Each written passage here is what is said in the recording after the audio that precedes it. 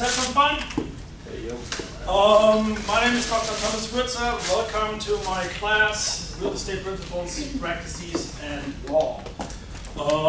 This is a class focusing on real estate and the property management minor, so welcome. I have the class roster in front of me, so we have every college on campus in this class. So it's going to be a fantastic opportunity to expose you guys to different topics that thrive what I call the churning of knowledge. Exactly 15 years ago, I actually landed in Philadelphia to start my master's here in the US. So happy anniversary on that one.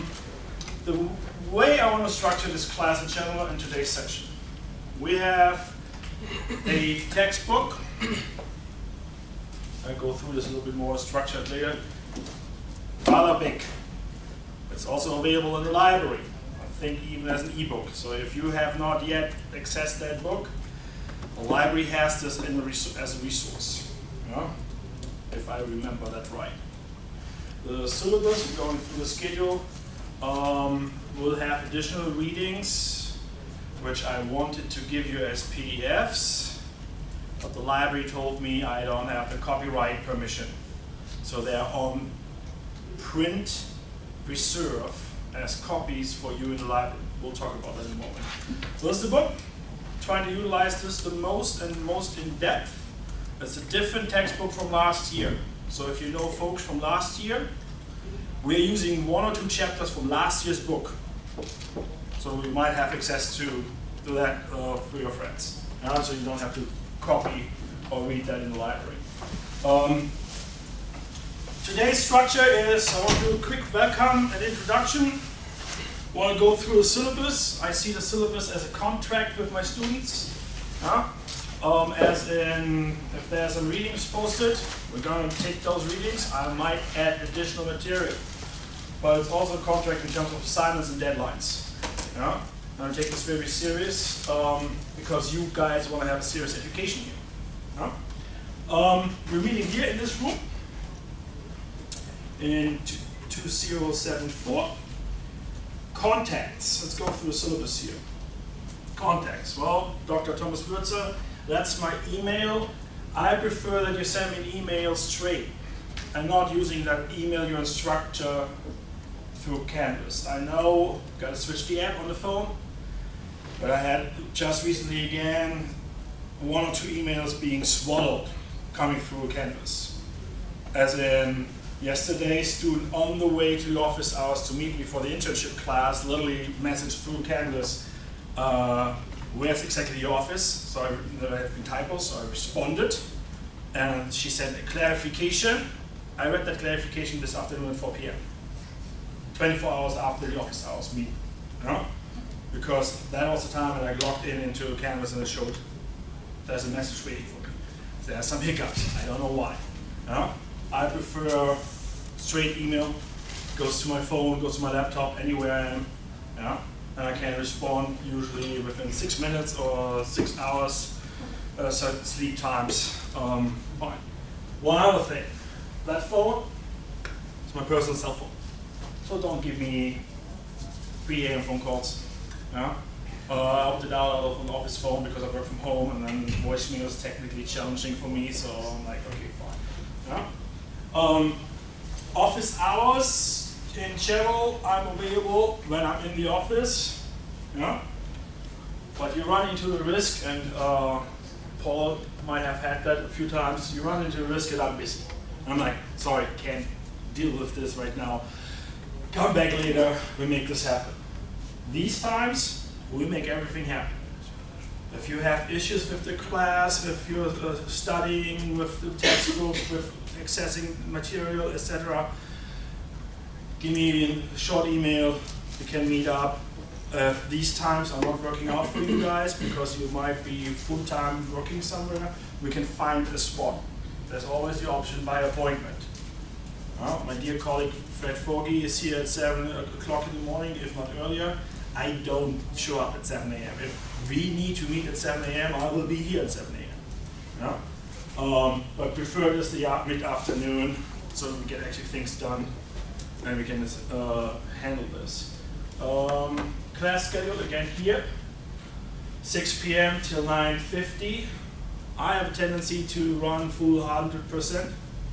I understand. I've been teaching night classes for years, and I teach Saturdays back-to-back 8 hours, so I understand that 4 hours in a session can be very taxing on both sides, for you and for me.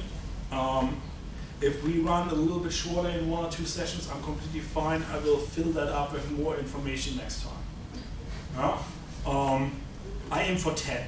9:50 is fine. I will make a break. I'm a little bit more relaxed with taking breaks, like the top of the hour for 5, but I'm really here, 5 minutes. There's not enough time to run down to the Einsteins and get coffee and food, or go off campus for even more. It's more run down the hallway, do the bathroom break, stretch your legs. I have a tendency, I will pace a lot. So I'll clock in a few miles. You sit here and listen and interact with me, so you gotta stretch your legs at some point. The 7th inning baseball. There is a schedule down here, if you haven't seen that yet, and we'll come to this. Learning objectives, again, this is kind of the Bloom's taxonomy. At the end of this class, what should you achieve with me and learn from this class? Textbook, if you haven't had that yet, here's the access and the information. Next week, let's highlight this here again. Next week, we're doing a finance calculation session. Very, very important. I sent the email. I have it on a PowerPoint slide. It's just like 2 lines up. Get that financial calculator. We're going to have the director of the real estate program, Dr. Fred Forby, here as a guest lecturer. He is a library of financial calculations. He will probably run the 4 hours on the Post-it note. He is fantastic. And last year we taught this class together. He had 50%, I had 50%, and we switched kind of, and that we delegated workload on this one. So it's less financial, less quantitative work, but that one large session. I keep telling folks that I am the real estate professor that looks at land development and the qualitative part of land development in real estate. Land development channel, but also design, land users. I'm covering the law sections of that, and all the applied software packages we do in our real estate program. So, and he is the pure finance guy. Investments and all that is covered with him in the master's program. So I'm really blessed that he's coming in here. It's a different type of interaction, different type of lecturing. But it will be fun. And as you can see, I did assign different chapters. That actually is the old version. There's actually chapter 9 in here. I will lecture that today. Just to let you know, part of the midterm it will be also chapter 9 then, because it's assigned readings. For next week, chapter 10 and 11. Those are the only really finance chapters in this textbook. And he will work with you guys and go through step by step how to do those. He literally gives you press this button, press this button, press this button twice. But you need to have that calculator. You cannot share that calculator. Why? Because in the midterm, you're going to use that calculator for the quantitative parts. All right? So that's this guy talking with a foreign accent and speaking about midterms 50 times already. All right. Today, introduction to real estate process, components and partners. We're doing a little bit land development. I tried to put a little bit more fun into this. It was a little bit dry. Fun part is in hoping I got the right illustrations. We're going to wander out into the World Wide Web to check out a few web pages about where to find data and how to deal with this. Pretty much everyone has a laptop, so we can actually make a break and have you guys explore a few things and then maybe come up and say, hey, this is what I found, or plug in the laptop. I have like 4 or 5 examples prepped, but that's actually a good exercise to have you guys work this example, because then the memory effect is there, as in, hey, where do I find data about population in the US? And you remember, this web page. You might remember more than just the name of the web page. Again, there's a little bit of flexible component. I put a lot of teasers in my PowerPoint today. Teasers that will be main topics in the sessions after the midterm. There's a specific structure in this. All right, next week, heavy on finance. I know there's a lot of biology majors in this classroom. Do not fear the finance. It's less complicated than, let's say, inorganic chemistry and all that. Then September 5, I will be here next week, but I will not give the main lecture. Then the week after that, September 5th, that's after Labor Day weekend, we're going to dive into what I call the history and evolution, early problems and solutions, chapter 5 and 6. Please note, I did not put chapter 3 down, 4. If you want to read that, the wonderful idea. But I'm not going to make that as a main focus. Because there's so many little things that happened after the railroad was invented. We don't have to deal with the stuff before the railroad, or while the railroad was in place. So I will also push this as a, hey, this is a teaser, this is the evolution of the US, which town was formed the first time, how does this concept come in. There's a lot of ideas from urban geography, and urban planning and regional planning in that context. That's what I've done for a few years, and it's really, really helpful to bring that actually as a theoretical framework into real estate. And I know this is the property management minor, but this class is about real estate principles. And we need to talk about certain markets and how, let's say, retail market delineates market shares physically and by numbers. And there's this huge industry called retail geography. We're going to tap into that as well after the midterm. But again, some teasers, evolution, more about the built environment. And then we're going into what are actually the financials and the theories behind that. Like literally supply and demand, which is down here, urban economics dynamics, growth models, as in, what is a model? Any idea? What's in your word definition for what's a model? In science or economics, what's a model? Okay, finance people, business people. Yes, please. A graph portraying data. Okay.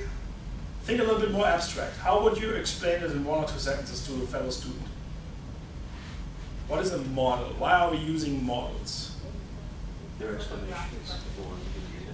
Their explanations. Explanations for what? The given data, or what you're trying to explain about the data. Where do we get the data from?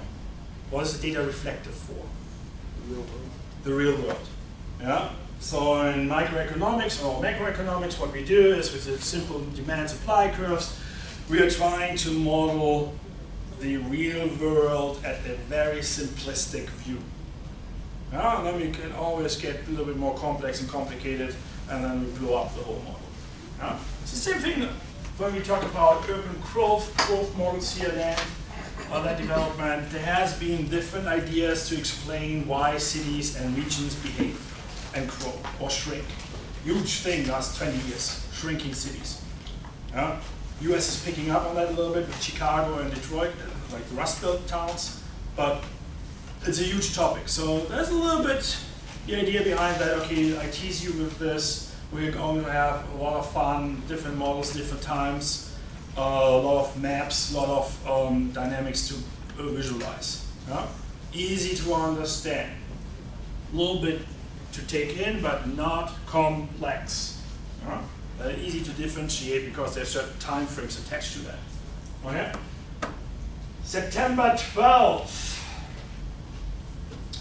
Well, There are two different languages on the screen right now. One is screaming in green. There will be a guest speaker, James Donnelly, who is the major donor of the property management program and owner of the Castle Group. Great internship placement, great internship program. Paul just finished his, so if you want to know how to work and how this chemistry and environment at the Castle Group is and how cool an internship there can be over summer, check it out. It was really fun. Where is that? They're based in all of Florida, so depending where you live or where you want to work, they can accommodate. I worked up in Boynton Beach, but they have offices in Broward, Miami, everywhere. On that note, I also coordinate the internships for the property management minor. Castle Group is a beautiful, great place to do your internship, but they are very rigid with the application process. Apply through a web page, get notified, series of interviews, get the job, get the placement. You do not have to do an internship with that company alone. Any property management company in this area or outside of the area, I had folks in Long Island or in New York. You can do that. Depends what kind of company it is. Shouldn't be your dad's company, or your uncle's with the same last name. There's certain regulations, and we do vet the place. So it's not like a bogus machine. But if you're interested in internship, talk to me at some point. Usually they're combined with the internship class. It's a 16-week duration, any time during the year, fall, winter, and summer. So you could, in theory, could work part-time for 16 weeks. Got to have 180 hours minimum for work. She finished an internship in winter. No, just now. Just now in summer. Yeah. Summer. She can talk to you guys about it as well.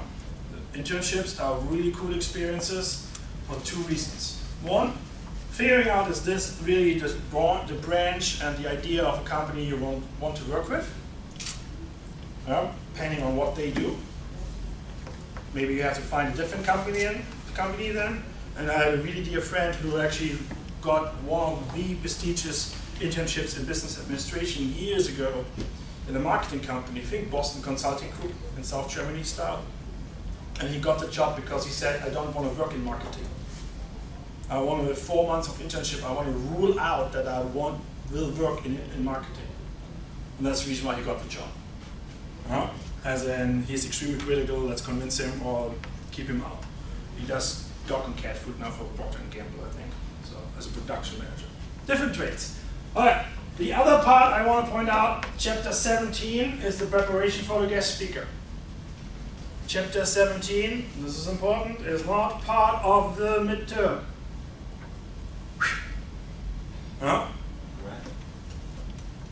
Chapter 17 is a must read, so you exactly know what's going on with property management when he actually talks about his company and his success. That's the reason why we switched around a few things. Yes, please. But it's not part of the midterm. Not part of the midterm. What is part of the midterm is everything before that. So it gives you a little bit stress relief, but you can focus on the 90 minutes, 2-hour session he is giving as a guest speaker. And then we take a break, and we do the midterm. Midterm will consist of the sessions covered. That means today, finance session, and September 5 with history evolutions problems. My tendency for exams is I give short essay questions, highly structured. I usually give a study guide too. For the final, I definitely will give a study guide. For the midterm, I might give you just 1 or 2 questions, so you get kind of the construct how I ask. Sometimes it's just like throwing out a buzzword and then say explain in a few sentences, and it's handwritten. No typewriters, nothing. There's enough time to get those answers done, and depending on the finance session, midterm is not yet constructed. I'm thinking 50-50. to really test you on the financing, because everything else I can do with you towards the final as well. All right, any questions? So, did you say the exam is essay questions? Will be calculations, where you get something to calculate, you pretty much hit the number to get the point. And then you will have a few essay style questions, as in, how would you define in your own words property management? Think about that. You probably never thought about this before until I ask you right now. And then you will get like half a page space to write in your own words a definition. I am not a stickler for word by word definitions. There are one or two sentences of definitions where I'm like, you can't divert from that. But with other stuff, I'm like, okay, fine. In your own words. Not asking for the Webster dictionary. In your own words. It helps because sometimes you're in that one corner in your brain and you're trying to remember, well, explain it. Describe it. And then we're going forward and we're going a little bit more in depth. I see this pretty much until the midterm, I see this as a warming up. We're going down in depth, role of regulatory sector and decision makers and stakeholders. Find what? Sorry. We were just wondering if the finals would be. Nah, I gotta not testing you twice on things. We were just wondering. Nah, Paul. You know me long enough that I'm not that mean. Well, kind of mean, but no. Paul and I, we know each other from the Shark Cage program. I used to be a judge for the Shark Cage the last 3 years. So every Friday afternoon he would see me and he would like, what criticism will we see today? It was like scary at first. Simon Cowell. I was compared to Simon Cowell from America Got Talent too for a long time. I'm like, okay. All right. So the idea behind those sessions 5, 6, and 7. Second half of September, beginning of October. We are dwelling into that law and practices part. I'm not 100% sure to which extent how deep I go in the law part, because I can hold hours and hours and hours and hours of lectures. But this is an undergraduate class that gives you a more broader perspective, in my opinion. We're going through the typical, usual suspects of Supreme Court cases in the United States. Where some people take away things, like the government took away my land, or someone broke something. Simple elements. Milestones in the Supreme Court cases. To give you an idea, if you fight with your neighbor about something, like say the fence line or the barbecue deck, there are cases so extreme they went up to the US Supreme Court. One little case is Moretta versus teleprompter. This is about a cable box in a household, and a cable box attached to the land. As in, that little cable box was infringing property rights of that person, and therefore the teleprompter or Comcast, something like today, Xfinity, would have to pay for that. And they didn't do that. Up to the Supreme Court. Or really great case, ever heard about eminent domain? Yeah? Ever heard about the case New London versus Kelo? That's one of the eminent domain cases, also known as the Little Pink House, where besides eminent domain and economic development, the whole neighborhood was wiped out. And some people didn't like that, and they pretty much went up to the Supreme Court. And there are different cases all over the nation, but every time this goes through to the Supreme Court, it changes the way we develop land in real estate development, and therefore also in property management. The whole idea how to, in Florida, homeowner associations, and how is this actually founded, comes from zoning laws. Last year, House Bill 631 was signed that defines private property rights towards the ocean. So if you have beach property, how much beach is actually yours?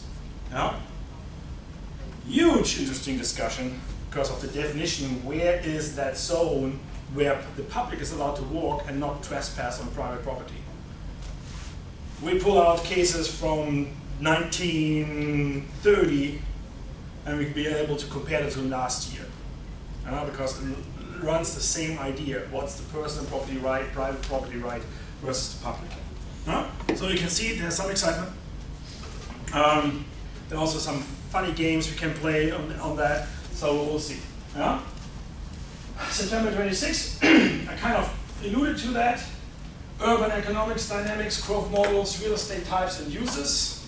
As in, we're focusing on residential, all the variations, office space, commercial, in general, office, retail, industrial. Out of 50 slides from September 26 on residential, I have like 5 of today. So you're like, oh, I've seen that slide a few weeks ago. But then we're drilling deeper and deeper and deeper. And I try to make this interesting for you guys. Wherever I travel worldwide, I take a ton of pictures so you can actually see this in a different context.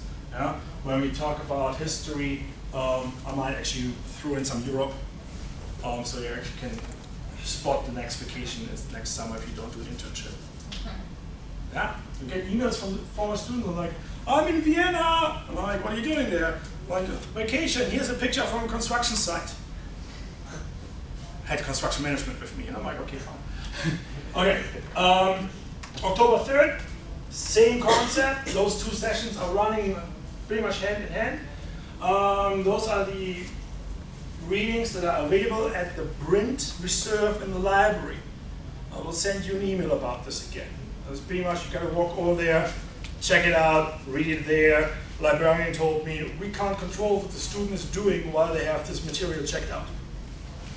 But I picked 3 different books where I believe they are better in that topic with that chapter than this textbook. It's hard to find one perfect textbook, unless you write it. And so we're going hand in hand, playing between those sessions. This one is commercial. I think this one was the residential. You will see. Again, very playful, trying to expose you from your different disciplines into the real estate components and land development, or even built environment. Like downtown Fort Lauderdale versus Weston. The different trends you can see in density, age, income, lifestyle. We're going to touch on that a little bit. And then there's enough, coming back to your question, there's enough material in that second half to write a fair and wonderful structured exam. So, big promise, you don't need a financial calculator in the final exam. So, one more thread done. 3 more threads.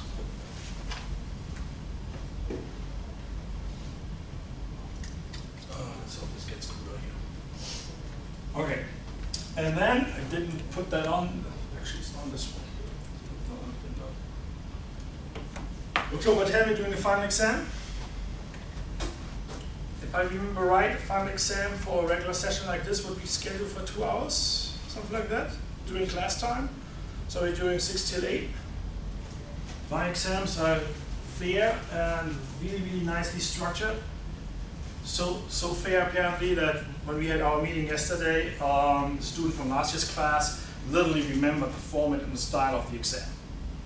And I try to keep the follow-up. Like last year was answer 3 questions, 2 have been defined as must answer, and then pick 1 out of 2 offered, as an example. And you'll see where we are at with lectures and context. Pretty much the idea could be also, I offer 3, pick 1. Because you might not be the perfect person for the law question, but you really, really like the economics and the dynamics of urban markets. So I give you the choice, pick 1, each is 10 points. But I'll also say, well, this question you have to answer. And I give you a study guide. Study guide is about learning the concept and the framework please don't do this and sit down and write full page answers for every answer I give in a study guide. And then write this much only in the exam. It's not gonna fly, it's not gonna work. Yeah? It's about the concept and the way I ask questions. Pick a few and start pinning like structural comments. Now that's how we did our comprehensive exam. We wrote for 4, and then for 5 hours we had 4 questions, pick one, 4 hours time. Yeah? Of 4 years of studies, 8 semesters. Yeah, German college, sorry. But again, assessment. And you can see I spent some significant time to explain what we're going to do in the next 8 weeks. To really be transparent and to really take away the fear that you might have. Huh? I remember every time I open up a syllabus, I was like, what does he want now from me? Or she? Yeah? Oh my God, it's going to be a super workload or easy A. Huh? See it as a good mix in between. Speaking of grades, typical standard grading criteria by the university. What we're going to do is we're going to do the 50-50 mix. 2 major assessment points, fair and objective. I get a key from Dr. Foggy and create the midterm. And then we have the final 50-50. Worked out last year perfectly fine. We actually compared when we had 50% pure quantitative and then qualitative. If the students stayed consistent or if there was a change, they all got a little bit better with me, a little bit. So this is going to be a fair mix, a fun mix. Again, my job is not to make your life miserable. My job as a professor is to teach you to excellence. I got that comment after a heavy interference with my professor. I almost dropped out of my doctoral program because I was so frustrated after this meeting with him. And the next day he called me up and said, come to my office, we need to talk. What are you doing right now? And I'm like, I don't know, I'm leaving the continent maybe. Seriously, that one day in January. So basically he said, come in the office. And I ended up in this context here, ran into him in Einstein's, got my coffee, and then we sat down, and then 2 hours later, I was like, okay, fine, now I finally know what we're going to do with this. Yeah? 8 months before graduation. So, and he made that comment about, my job is not to make your life miserable. It is to coach you and teach you to excellence. And I think this is a very, very important idea. Learning can be a struggle. I teach a software class, geographic information systems, mapping, computer software. How many times did you have problems with Excel spreadsheets? Or Word? How many times did that graphic disappear in Word? Yeah? Same thing with the specialized software I'm teaching. Yeah? There's a saying that you might run with 100 miles per hour against the wall. Bang. Yeah? My job is to help you to not get frustrated and stand up and smile and start running again.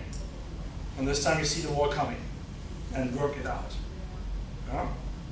So my philosophy, the way I actually assess classes in exams, if I say something 5 times, it's pretty much a good candidate for being a qualifier in an exam or a test. If I just say, this is interesting, but we don't want to spend too much time on this, could be a hint. Back in the days, I had actually little caution signs on PowerPoint slides. That was a little bit too stressful for the students. When you have 10 slides, caution, caution, caution, caution. Again, the idea here is learning can be a struggle, but it has to be fun. At the end of the day, you leave tired, but with a smile. At least that's what I hope for. All right. Any questions so far about how are we going to structure this class? Okay. For the midterm and final, are you going to provide us with some sort of study guide or something to guide us, like what's going to be on the exam? Or? Yeah, I think I said that 5 times. I will provide a study plan and a study guide. to understand the framework and the questions, how I ask questions. All right? So, I gotta take attendance, first 2 sessions. That's this general rule of what we call roster reconciliation. That's for the university, as in, does the student attend your class? Yes, no. And about 10 days, have to send some information to registrar's office. Also, it helps me to learn your names. Yeah? So I actually can call you out as in not just anyone as Paul, or Paul lookalike. No, that's Paul. One thing, important thing, it's gonna be okay. I know 2 people right now by first name in this class. So it's gonna be okay. You're not gonna be the preferred victim. Okay? Yes, I'm sure. Okay. My exams are without your name. Very important to understand, to tell you that. It's gonna be on the first page, it will say your student ID number. That means I pretty much have never seen your handwriting before. I have pretty much no idea about your N number unless I find it somewhere on a list. So I can look at this and can grade it as beautiful or as miserable it is, and give you the most objective points earned on your written answers. When I'm done with a pile of exams, I'm going to take the list and say, who is number XY007? If you happen to end, let's say, with 666 or 007, I'm sorry, there's a certain number patterns show up. But this is the exposure that once the grading is done, I write your name on the front so I actually can return the exam to you. I've done this in decades. It's a really, really cool thing. In case you don't know your N number, don't panic. What we're going to do is put the full name on the last page on the back. So I read everything in the front and turn. Yeah? Makes life easier for you, life easier for me, as in I can't give him special treatment because I know him since years. Yeah? So super easy way. I've done this in online classes, I've done this in all the on-the-ground classes, and it's reflective in the students' evaluation at the end of the semester. They're really we like this. Yeah? In a setup like we do right now, it's perfectly fine. All right, so for about 10 minutes, that's probably what it takes. Would like to know your name. Introduce yourself a little bit to the class, because what I do encourage is study groups. Yeah? You write this exam by yourself, but why not do class prep or review together? Yeah? Makes college a little bit easier. We keep saying in the real estate master's program, the person right next to you, look around, this could be a potential business partner in a few years. Yeah? Or you can actually create a company with this guy. Yeah? And we had that happen. We have actually a few really successful alumni who met partners, as in you a construction person, I'm a developer person, he has a contract, let's work together, versus I like the way you deal with financing, I'm really good with land development, let's form a company. They're doing a big groundbreaking soon with like 60 apartments and all that. They started a company like last year, 2 years ago. So there's some really cool success stories out there. So everyone you meet during your college time is an important element of your life. Yeah? I'm not a big fan of Facebook, particularly when it's in my classroom. Also, it helps internationally to stay in contact. I'm still in contact with folks I went to high school or of college. Kind of funny where they live now. Yeah? And what they turn out into. So again, I try to put a lot of material in these classes, a lot of little stories here and there to make your learning a little bit more fun. Yeah? Right now, I would like to know a little bit about you guys, so you guys actually know each other, and it's not just a group of anonymous people walking in for 4 hours and then disappearing again, and you never see each other again. Yeah? Why do we start with you? Hi, who are you? What do you do? My name is Segev. You all can call me Seg if you like. I do sales for a moving company, so we ship internationally, locally, and long distance. I basically do that whenever I'm not here, and I'm also an IBSA. Cool. Gentleman next to My name is Tyler. How you doing, guys? Tyler Goodell or Tyler Mercy? Mercy. Mercy, actual Tyler's. So. So I started a business when I was younger, basically buying and reselling shoes. And then this past summer, me and my dad actually bought a house and we were able to flip it. So I want to get into wholesale investing with real estate. So yeah, that's me. The lady in the far corner. Hi, how are you doing? I'm fine with you. My name is Shimara. I'm a bio major, and I minor in business because I intend on opening my own dental practice in the future. Okay. That's Cool. Hello. My name is Anish. I'm also a bio major. I'm a sophomore. I'm kind of interested in real estate, so I was like, maybe do that on the side, maybe later on in life. All right. And it goes with my business minor, so I was like, why not? Well, welcome to the class. As I mentioned, there are like 6 or 7 coming over from the Harvard College. So this is I think it's cool. And they're not marine bio. Don't get me wrong. I love my marine bio peeps. I dive with them and educate them. And yeah. Hi. Who are you? Welcome. I'm India. I'm a junior here. I'm a general studies major in business and performing visual arts, as well as real estate and dance minor. Religious here to learn. Hi. Welcome. I'm Jared. I'm a senior. I'm a legal studies major, but I've always kind of been interested in real estate, which is why I signed up for this class. So you're going to enjoy the planning law and zoning and all Yeah. that? Okay. Cool. Let's start in the corner there. Hi. Hi, I'm Molly. I'm a senior. I've kind of grown up in the real estate business. I just actually closed on my second flip house, so that was really exciting. That was a hard one, but yeah. Cool. Again, welcome. Hello. My name is Eric. I'm a sophomore. Honestly, I just think real estate's really cool. I'm a business management major, but I'm just trying to get more information about like real estate and consider it as a potential career. Okay, who's the other Tyler? Right here. Hi. Hi, I'm Tyler. I'm a junior. I'm actually a bio major. Okay. But I've kind of grown up around property management, so I thought I would minor in it to see if I actually enjoy it or not. Sorry I jumped, but he was the next one. I was like, okay, I want to know this. Let's go back. Okay, my name is Maria. I'm Venezuelan. I'm a senior. I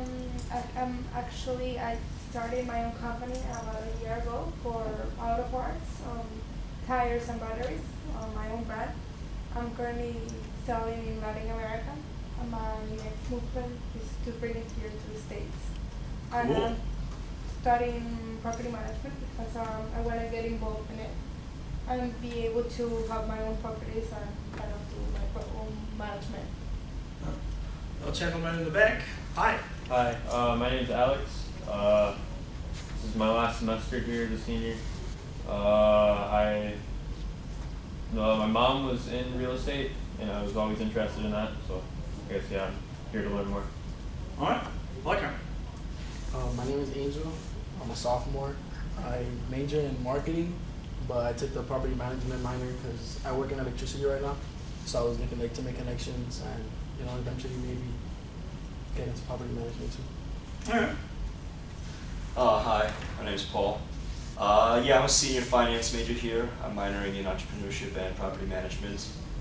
I was in Shark Cage. I ran my own business last year, actually here on campus, and I took the property management minor specifically because as I go into finance, I'm looking for more and more complex ways of diversifying my portfolio and assets, and I think wholesale real estate in general is a great way to get quick flips on houses.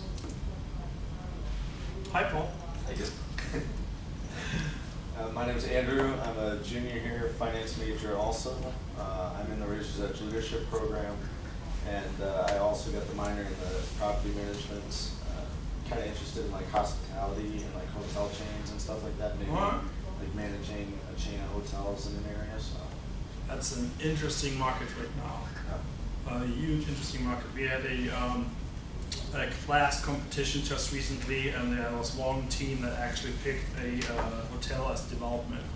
And we actually have a board member. She is heavily involved in private capital. Looking at the last deal she presented in my class was actually $120-some million boutique hotel.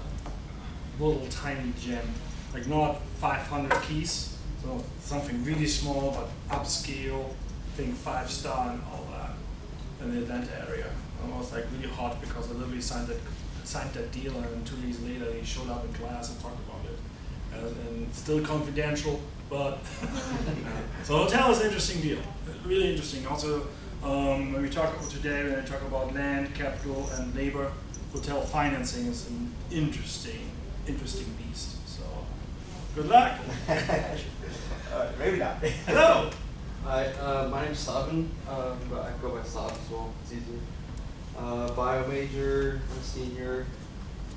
My dad owns like a few rental properties, so I've been like growing up around it, and I've been helping out around with that. So I kind of want to do that in the future, and then I also want to get into hotel management. Oh, okay. So you guys knew about the hotel management thing before we sit down? Yeah. See, that's the reason why we're doing this little exercise.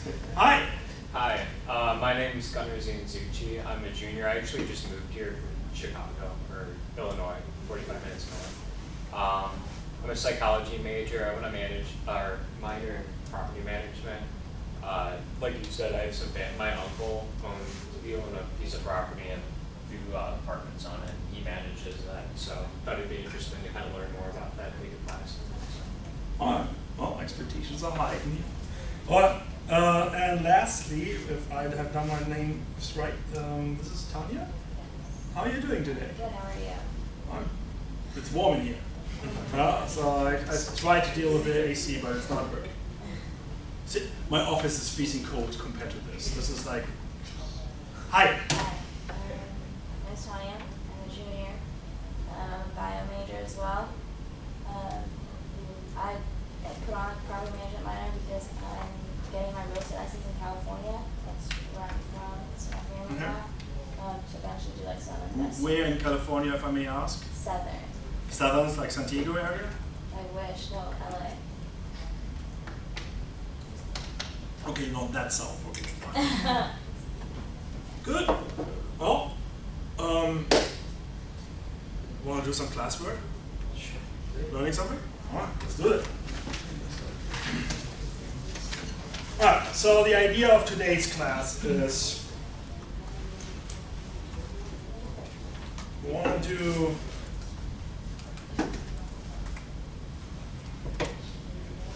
mostly a lecture, trying to activate you so you don't fall asleep all the time.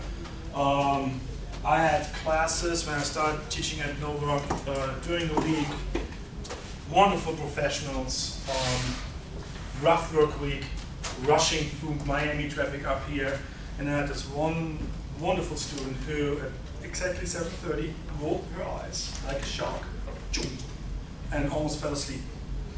Every time, 7:30, Thursday nights.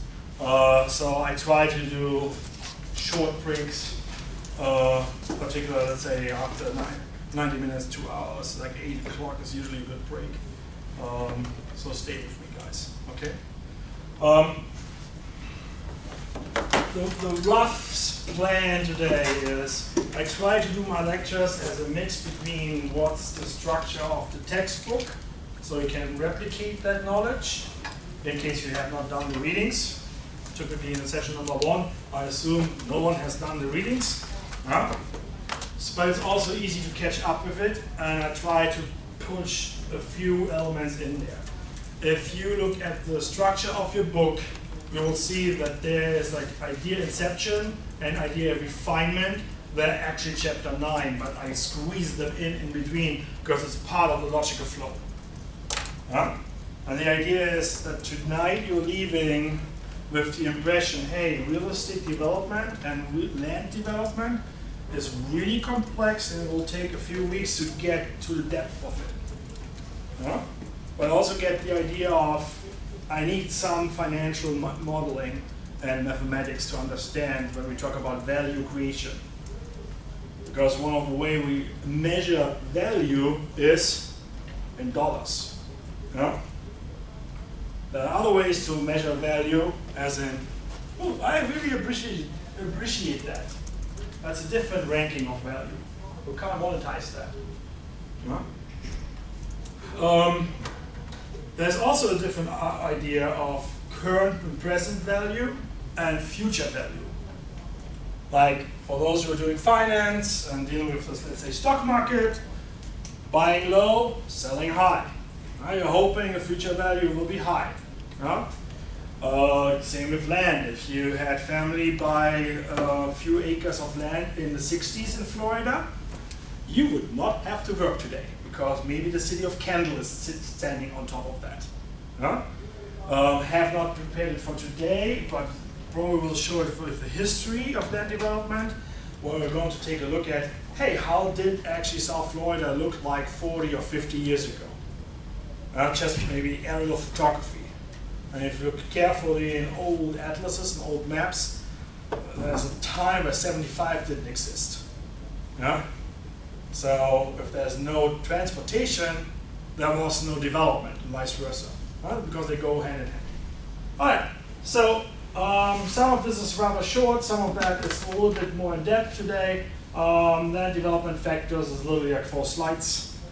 Because it goes more into the idea of how to find information. We're going to play with this. So give me about 20 minutes, half an hour, and we take a quick break, stretch, and go on to the next session there. Have some modules here. All right. The book starts out with this really, really, really cool statement. Real estate development is the process of bringing built space to fruition. Bringing built space to fruition. Yeah? As in, you got to create something. Therefore, you create value, and then you cash it. It's interesting in the planning world, planners do not think like this. Planners don't think like, this could be really good, will make us 20% return of investment. Internal rate of return. Planners don't do that. Planners talk about mixed-use development, that would be really wonderful, vibrant neighborhood. People can live, play, work. All that. Live, play, work is one of those sentences or slogans you would hear in this region a lot. Yeah? But you have to make it feasible in terms of the financials. Oh, who's interested in baseball? Who's interested in soccer? Let's make it more. Soccer stadium here in the region would be really good. What would it be? Like out here in Weston or BBD at IKEA at the mall, soccer stadium would be really great. Gotta finance it somehow. Gotta make it feasible somehow. You have seen how this whole thing with Miami and the soccer club bounced back and forth. Yeah? Place I used to live before I moved to Florida, they came up with the idea. They didn't have a major baseball league or something. They only had like a next lower regional minor league or something like this. They came up with the idea in downtown to develop a multi-purpose stadium. 40 million, nothing. Who's going to finance it? That was the first question at the Urban Land Institute meeting, and the private banker was like, show me the pro forma. How do you run those finances for the next 10 or 30 years? And the planners is like, okay, I'm a planner by education. Geography, regional planning, real estate. So I talk both languages. Worked as a planner, teach real estate. So I know the trouble you will experience when you deal with, let's say, a building deck or a building permit for a house or a whole subdivision. And we're going to touch on all of that a little bit. It also starts out with land, labor, and capital, which I smile when I read this because this is the basics of a really, really cool paper written called Das Manifest, the Manifest. Any idea who could that be? German author? Land, labor, capital? Marx, Karl Marx, and then Engels. Those two guys wrote a lot of economics papers. And people sometimes forget that Marx, socialists, communists, no, they actually wrote a lot of economic papers. We're not going to dwell in depth on this, but it's a funny combination because when you talk about land development, if you transform land, you need to have labor and machines, because machines can be bought by capital. We just talked about hotel, capital intensive and labor intensive business. Yeah? Hotels is also interesting in terms of property management and the facilities management in the back you don't experience when you walk into the lobby. Those are little industries, machines. They probably have more people actually working in the back for you than you will see in the front. We have a lecturer here in the property management minor who is the facilities manager for assured companies, insurance companies. Corporate real estate. Don't forget this. Corporate real estate needs property management too. Yeah? This is not about single family homes you can flip, or the 150 units you build as an apartment, or the office tower on the retail center you build. Corporate real estate is a really interesting sector to work in. Yeah? Think about all the warehousing Amazon is doing. That is their own real estate. Yeah? Quite a bit of money into a residual. Oh yeah, and it's internal. Amazon had a year ago, they looked for a development manager in New Jersey. That's a dream job if you have a finance and a development background. To deal with all the warehousing projects on the East Coast.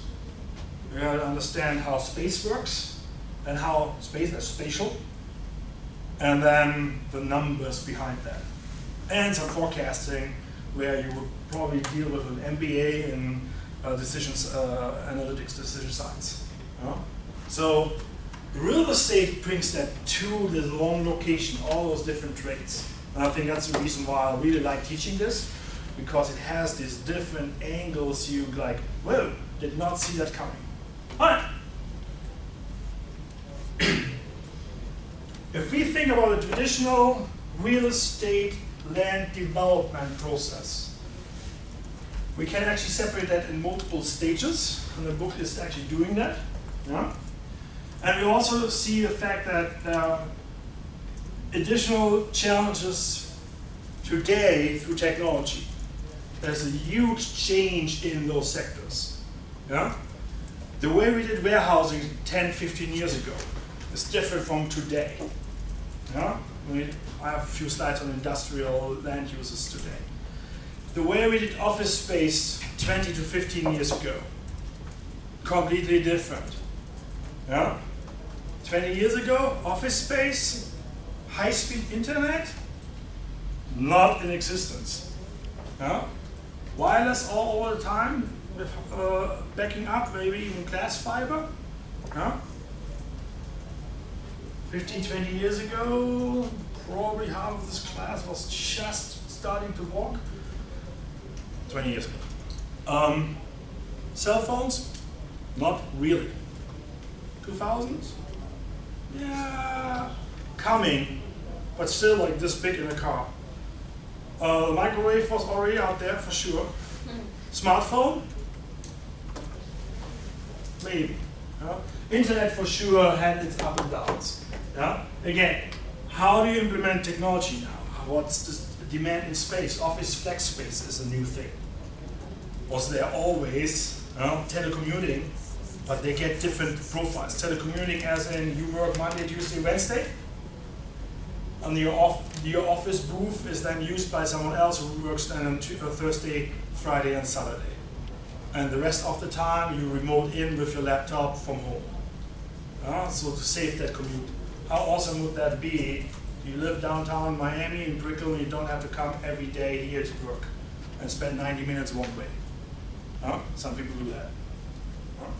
So transportation is a question. How are we going to deal with transportation?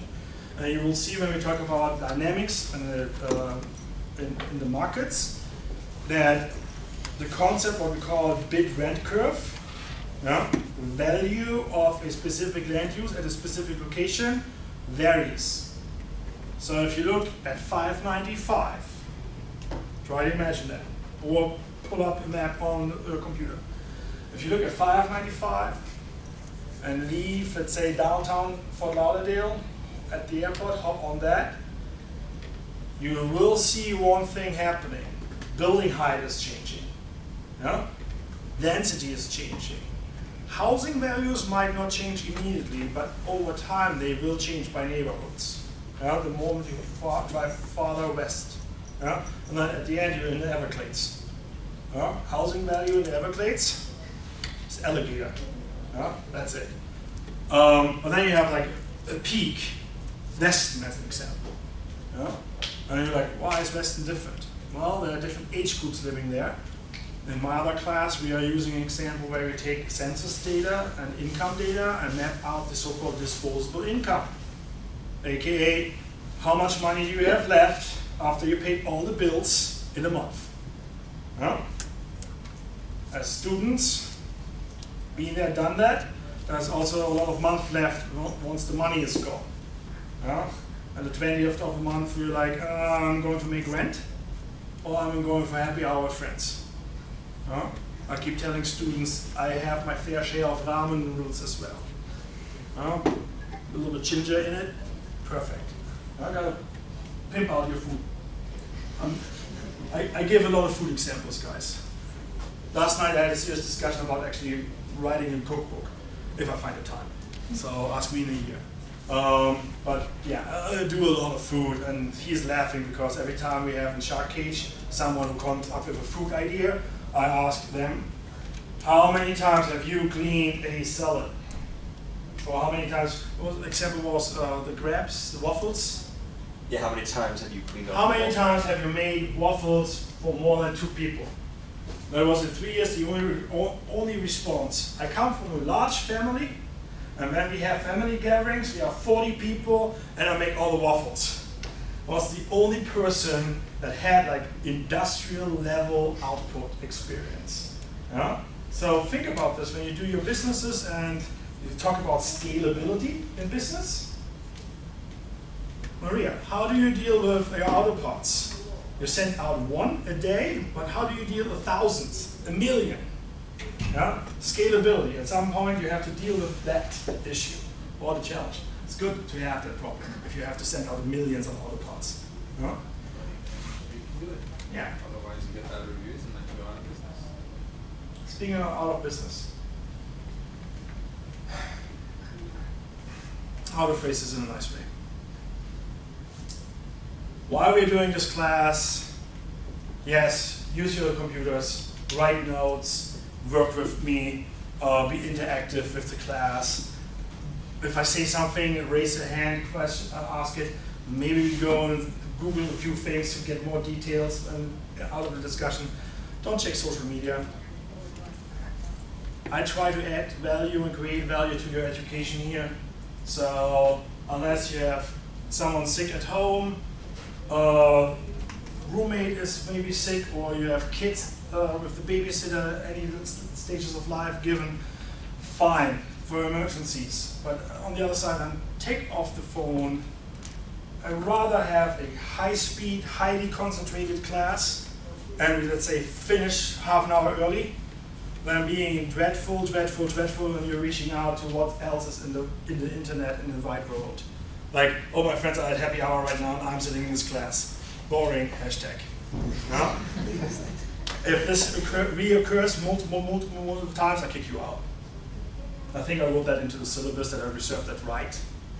Because it's disruptive of your learning experience. And it irritates me. The last thing I want to be high passionate, educating, irritated. So I'm gonna call you guys out. Let's try to learn your names. Sabine, Gunnar, Tyler, Segev, Molly, Maria, Paul. Need to double check a few. Shamara. No, you are Shamara. Shamara. No. Do you know a person named Crazy with your same last name? Calendar? Yeah. No. Used to be a student of mine. I'm like, family? Okay. Gotta make a break. Good. Challenges of today. More information about the markets needed. You will see that you will focus on specific tranches of the market. You will see if in real estate and land development, someone who's doing pure multifamily is not touching office or retail. They're different animals. Sometimes you don't want to mix those. You know? Which is interesting because one of the concepts we will see in CNC is mixed use.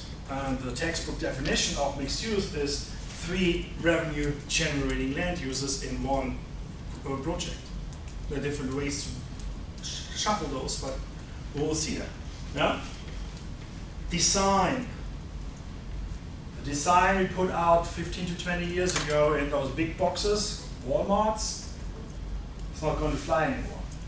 So actually, if you look at where, let's say, Walmart locations are, look at the new ones and look at the old ones. The old ones are literally a big box, flat parking lot.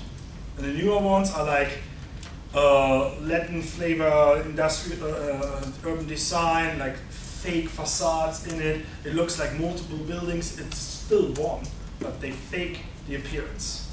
Yeah? Perfect example, let's go to a shopping mall. Some shopping malls are entertainment centers where you not just go there and grab a piece of furniture like IKEA, which is actually a lie. I believe IKEA is actually a lifestyle center. You get everything you want in your life at IKEA. Any financial level, what you want to invest, you get.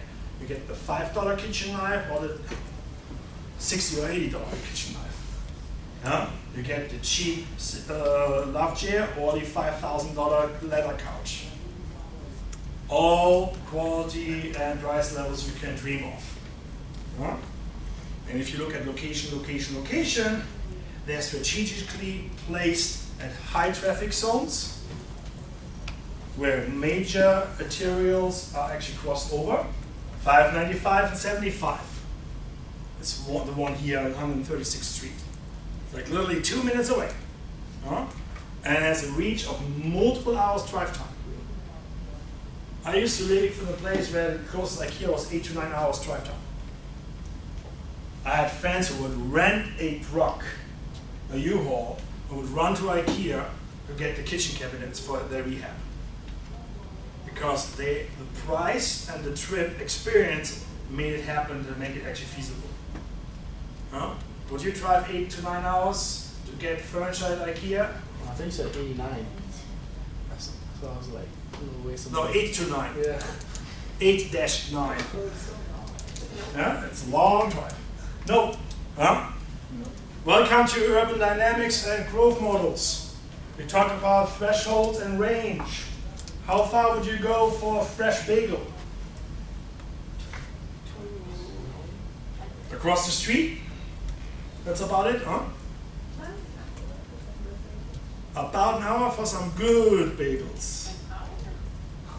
Driving. When you're in the middle of nowhere, you drive for some good food. Yeah, I would like them. In the middle of nowhere, you drive for some good food. Different valuation of that bagel. Believe me, I'm like this for schnitzel. There's this one schnitzel place south of Miami Airport. Once a year, that is a drive. Just for a little piece of meat and French fries. But it's damn good. I keep telling this example, a loaf of bread, a gallon of milk. What we call goods, daily goods of daily consumption. Your Cheerios, you're not driving to the Miami airport for a box of Cheerios. No. Would you drive down to Miami to buy your Tesla? If you have the money for that. You probably will, even if it's a Ferrari, go up to West Palm Beach if needed for 90 minutes if traffic is bad. Huh? If I'm spending that much money, I don't care what I'm driving. If I'm buying a Ferrari, I'll drive 6 Time hours. is moneyless even if you have millions in a bank account. There are certain time you don't want to spend for things. Trust me. Trust me. But again, there are some other concepts in there. Range and threshold. Heart transplants. Yeah? They are highly specialized hospitals. Not every hospital is that kind of service provider. So, I got you tricked. Loaf of bread, luxury car, now something you don't really have right now in your age group. Yeah? But you wonder, I actually travel, let's say, up to Washington, D.C. to get heart surgery and back, because that's where the treatment is. Yes. Huh? It's either that or die. It's either that or die. Family funerals, as the other example, why you would drive multiple hours or fly multiple hours and then spend less time at the destination than in your travel. Huh? Are you doing a day trip up to Orlando for Walt Disney or Universal Studios? Yes. It's just 3 hours. Are you driving alone or you have a car full of people? Yeah. Okay, we did this before, so like we already have this planned out. Key Largo, beautiful for diving. Yeah, I do that as a day trip. Won't do it for the morning dive. Be there at lunch, afternoon, come back for dinner. Huh? Will I do a day trip down to Key West just for the sunset? No, because I spent 4.5 or 5 hours down there. So there's a different idea now how your market is generated and how you deal with time management. And think about this. Different levels of your desire and your goods and the attraction of space will make changes in that market for you. If I may ask, more information about the market needed. Do you live alone? Do you have roommates? Yeah?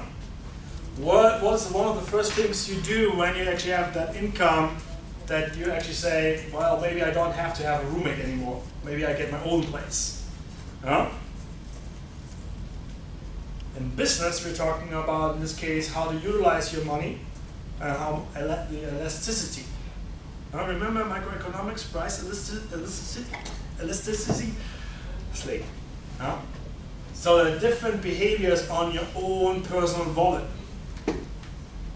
I remember when I got my first really cool job, university professor, I switched my diet. Yeah? As in, no more ramen, still in the hurricane package by the way, no more ramen noodles, I can afford that ribeye steak. Yeah? Huge change, you will see that. It's also as in not necessarily go dine out and get that steak, but put it by yourself on the grill. I told you guys I do a lot of food stuff. Alright, so over the course of this class, we're going to take another look at how this ends up. In terms of design, I want you to walk through the streets with open eyes, take a bunch of pictures sometimes, take a look at, let's say, urban design in Davie. Davie is fascinating. If you go south of this campus, and for you just coming this week probably, it's part of the homework assignment, explore your neighborhood. You go south of this campus, you have a subdivision for residential, some apartments in there, but usually, typically single family. You're going to be on Davie Road, and Davie Road looks like a small little rodeo town from the Midwest. Yeah, if you go south a little more. There are actually rodeo grounds right behind Main Street. If that little stretch with the diner, a block behind that, there are rodeo grounds. Like what? I'm in Idaho again, or Montana. And then you go a little bit farther south, and hit Orange and Griffin Road. Davie and Griffin Road. And there's this huge development now with mixed use, 4 floors high. Yeah? I think that's Jeremy Betzel's development, hundreds of units, different price level, changes the landscape here in rental apartments for sure. So just a simple idea as in use Google Maps and explore the surroundings of your university. If you have friends that live close by, check out what's their apartment building. How old is that apartment building? What's the average rent there? And compare it to Las Olas or Flagler Village. And you realize, oh yeah, the different markets. And in land development, real estate development, you need to understand that for the step what we call financial analysis and the market analysis. Because if you not understand what's the market giving to you, you will not be able to penetrate the market and make money on the market.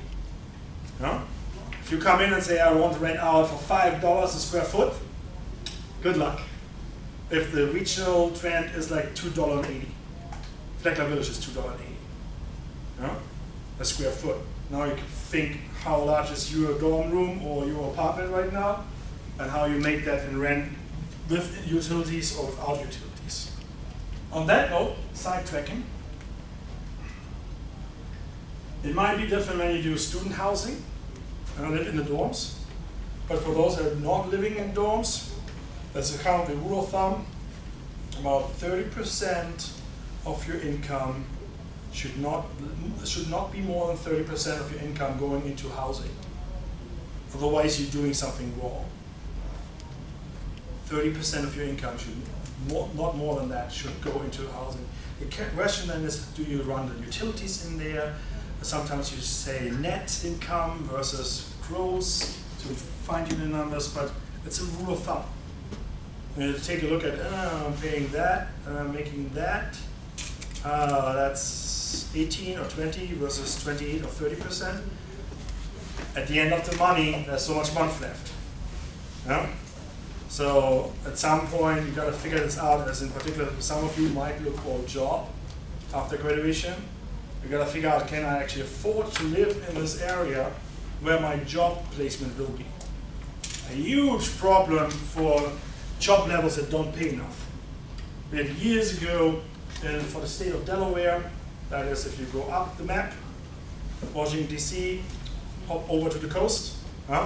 Rehoboth Beach and Dewey Beach, beautiful little beach resorts, but they had 15 years ago already the problem that the folks that are dealing with the kitchen staff in the hotels had to travel almost an hour because the local rent level was so high already that they couldn't afford to live there with the family. I think this is a huge problem we will see here in Miami-Dade County and in Broward County in the next few years. It's already a problem with affordable housing. Everyone will complain about we don't have enough affordable housing. And the real estate and land developer will say, yeah, well, there's not enough money in it. I make more money with condominiums and apartments than this. It's not actually not really true, but a stereotyping. All right. Time management, risk control, and financing. We will touch this later. Time management as in project management. You gotta get things done in time. Certain dependencies, what has to be done before you get into the next stage. Risk control is an element of that, as in, are you going to build office buildings and you have no idea about office space, or are you sticking and staying with residential?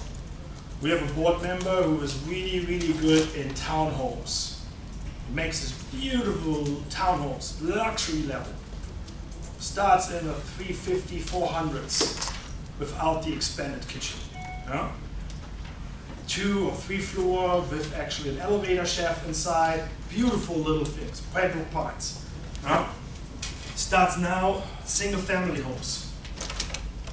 New learning curve. Guy is in the business for decades. New learning curve, different market. Did that as a Canadian builder, now here in the market, completely different elements to deal with. Different. That popped up this afternoon. And I have no idea which server it wants to connect. And then financing, this is next week's session. That's the huge element. Alright, this is from a textbook. That is a photo to give you an idea. In the center is the developer, and you can look this up when you go for chapter 1. But it also shows how a developer interacts with the public, the users, let's say the tenants, a development team, and the capital markets, and who are the catalysts and interfaces in between. Yeah? So if you build your own business, you're this person, but you might end up being all of that as well because you're self-employed. If you, let's say, work for Stiles Corporation in downtown, remember Terry Stiles School of Real Estate Development? You might end up being, let's say, the investment partner here. Or you say you're one manager for the development team. Because they do retail, office, residential, in-house as divisions. So think about that complex workflow diagram here, an organigram. And where would you place yourself with your entrepreneurial ideas? And how often have you had the need to actually find some help from someone else? I am not a CPA. I do my accounting here and there. My accounting is good enough with Excel spreadsheets right now. Not a big fan of QuickBooks. But I'm also not doing every day 5,000 entries and transactions. At one or two consulting things out in summer. But you might end up in different ideas and actually end up saying here, you're actually the risk manager. What's a good definition of risk? Give me like 5 more minutes and we take a quick break so you guys don't fall asleep at 7:30. What's a good definition of risk? Molly, any idea? Something that could potentially backfire, that you could fail at. Okay. Any other ideas about risk? It's an action that could possibly make something bad happen. Okay. Tanya, any idea? How would you define risk in your own words?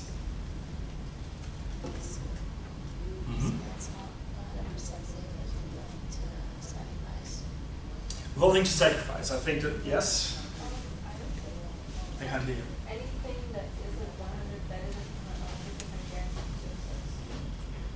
100% guaranteed. Yeah, I like the way that you guys are talking about 100%. All right, 2, 3 more. I saw Paul. I've been picking on you all evening. Rest a moment, my friend. All right. What do you think? What's the definition? Good definition of risk? Stepping outside your comfort zone and doing something that you're not comfortable with or not familiar with. Oh yeah. SAP. Is it SAP or SAP? SAP. SAP. With a V, yeah. Like possibility of loss as well. Perfect. Did you look that up? No. That's pretty much the standard idea of or definition of risk. The chance or probability, remember 100%, the probability of total loss. Example, you're doing spring break in Las Vegas and you go and play any of those games. Let's play roulette. And you walk in and say, I want to put $10 on red. Huh? Let's don't count the queen, the 0 and the double 0, French versus Las Vegas roulette. What's the probability in roulette, without the special cases, that you win putting money on red? It's 50%, isn't it? Because you have 18 red and 18 black numbers. Yeah? And then special cases, which changes the odds for the house. Yeah? Okay, so next time you put, again, money on red, what's the probability on that one? To win? 50%. Probability of total loss? 50%. What's the probability of a very poorly built home in a category 5 hurricane? That house is probably gone. Probability of total loss is darn close to 100. Huh? That's the reason why we try to get building codes and standards in place that will say you cannot frame a building here you need to build with block or concrete. Yeah? And certain housing types are not really made for Category 5 hurricanes. When I came here, I was told Cat 3, yeah, Cat 4, watch where it goes, Cat 5, get out as fast as possible, with implicit French words added to the comment. Yeah? So think about that. This is a very interesting start on how interactive you have to be as a developer, the property manager as part of this process. Part of this. Yeah? You might not be the person who builds the place in the first step or stages, but you are part of the team that takes care of it. Because if you say this is going to be 20 years or 30 years as part of our financing, we are thinking to hold this for the next 10 years, you are in charge for 10 years and making sure that every one of those 200 apartments is beautiful, nice, and everyone is happy. Depending where you're at, you might be actually making more back office work versus front office work. You know? There's different levels of organizing this. All right.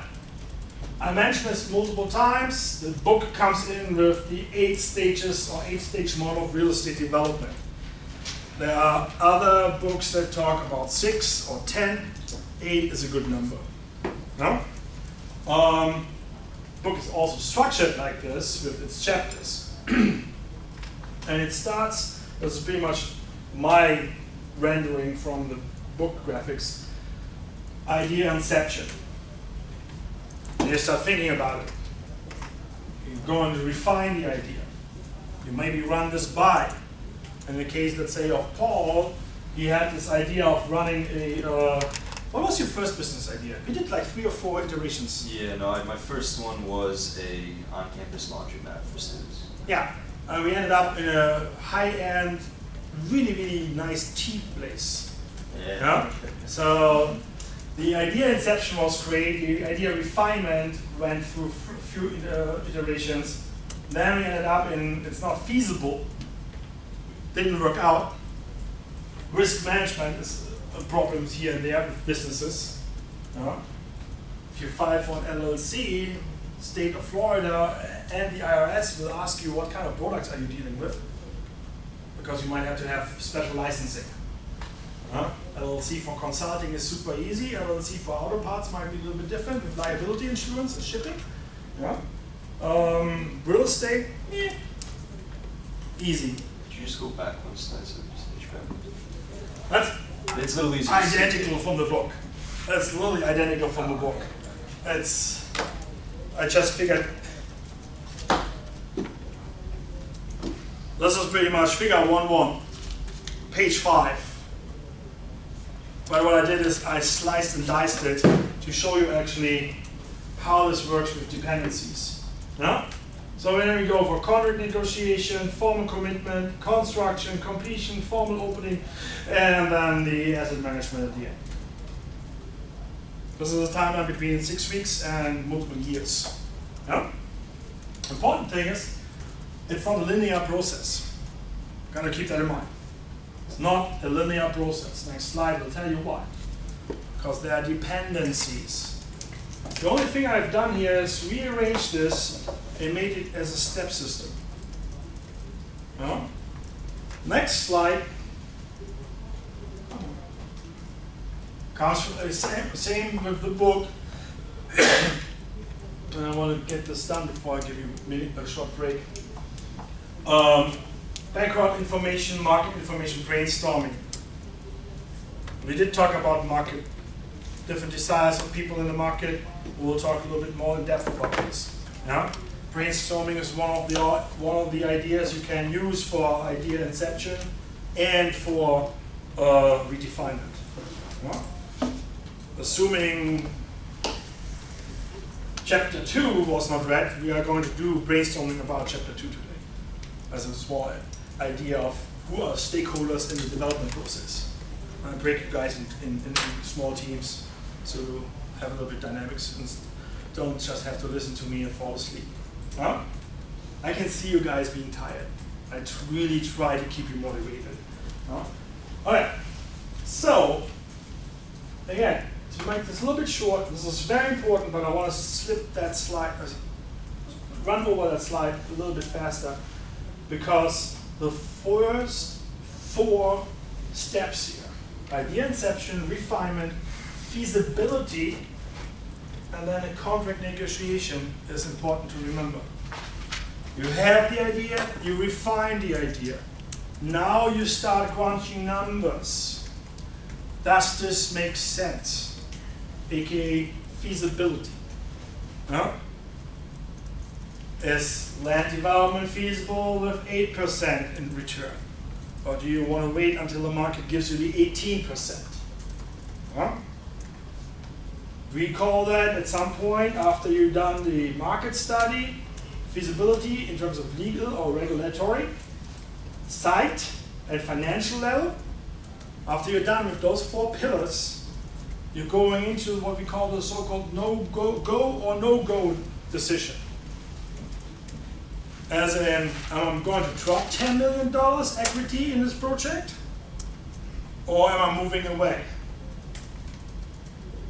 Real estate, smart real estate, is being conservative and having a really, really nice way of risk control. Again, risk, total, or the probability of total loss. If you don't think it's really solid, would you do it? No. If you don't know that, let's say food, are you going to touch an open fire on a stove, like a gas? No. Why? Because you will burn your hand. You learned that when you have been 6 years old or earlier. Yeah? There is some warning. You're a little bit more cautious because the risk of being totally burnt on that flame is extremely high. Why would you do this with a bad deal in real estate? No? If there's a bad gut feeling, a bad taste to it, bad flavor, I don't like it, walk. You will have in your career more and more deals where you walk away and you are lucky that you did, than being stuck in a bad deal. It's just bad for business. And the worst thing that can happen is not just losing money, but getting a bad reputation. And in South Florida, Fort Lauderdale market, Broward County, a bad reputation will kill your business. Bad service will kill your business. Just went to a dealership. Communication was a little bit off. Half an hour later, I actually called them and said, hey, what was about the pickup and the deal and the notification? Had the guy from sales on it. Oh, this is a different department.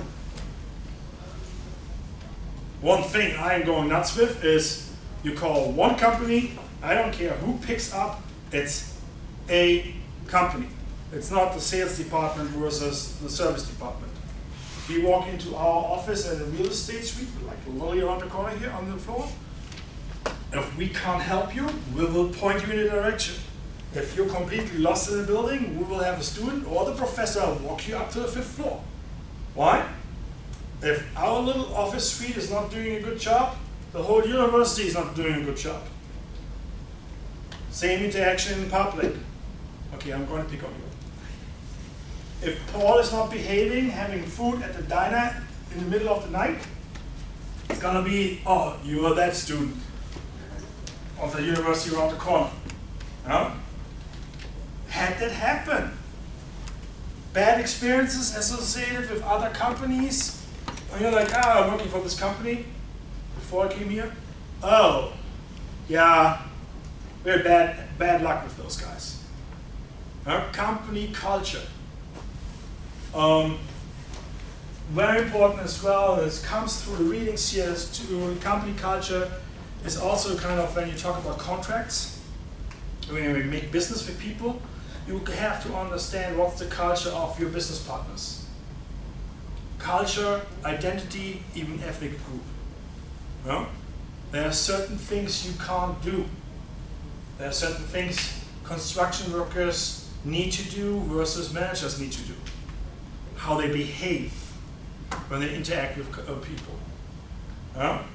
How many times have you heard that about catcalling people and making weird comments. It's always the same company. It's you part of that company. This is a funny movie, waste of time, watch it once, drumline. With the Nick Cannon guy from American Got Talent used to do. It's about marching band, drumline. One band, one sound. I keep saying this in every training when it comes to leadership and team building. One team, one message. One band, one sound, one team, one message. Works in the classroom here as well as in a competition pool for swimming and for scuba diving. The excellence of our scuba team here starts with the excellence of the team members and the philosophy they do and how they treat each other respectfully. Company culture. So keep that in mind when you do business. It's very important. One bad day, one bad comment, and it sours the milk. Okay, it's a food impression. But that type of yogurt you don't want to have. We had just a few weeks ago, we had a competition, and we had a story where one of our board members was actually kind of hired to work as a headhunting company, and they had a premium candidate, architect, nationwide, international reputation, as a candidate, interviewed. The guy, while he walks out of the room, apparently made a comment about the accommodations, like the level of the hotel he did stay in. You don't do that. He did not get that job, that contract. The little things sometimes you need to take care of. That said, let's finish this so it turns into a round thing. It's not a linear process, actually, should show. Not a linear process. Keep that in mind. Idea, inception, get the idea, build on the idea, run your feasibility, consider contract negotiation to make this happening. This here is the no-go point. This is when you really drop money down there and get into the formal commitment. This is where you say, we are going to build and buy and build all this. We're doing this financial commitment to pay interest rates to certain type of loans for the next 30 years. This is where you say, sign and drop the pen, you're in with everything you have. I mentioned 2 alumni of my program. They will tell you they signed off everything. Home, car, personal values. I'm kidding about even the firstborn. When they actually said, let's do this, let's make that entrepreneurial step. Let's go that risky road and deal with the bumps. All right, so what we're going to do, we have 7:38. At 7:45, everyone comes back with a smile, a little bit more awake. Is that okay? Then we go through a bunch of things. I shorten here and there. I aim for 9:30 to deal with you guys in terms of being tired. I don't have that as a plan for all of the lectures to end early. Let's say it like this, if there's need to get you in really, really built up for an exam, we're going to spend all time. But if I keep talking for 10 minutes, you guys are out. So go and get refreshments. Sugar out, beverages, hydrate, hydrate, hydrate, hydrate. Okay? 7:45. You can't wait 20 minutes in line. So also learning curve maybe for next time, bring a sandwich or snacks. Working, I can tell. Sure, I can't complain, I was looking for tasks, so. Sure. And I start at 7:45. I'm not waiting. How was your new house? I guess talk about that.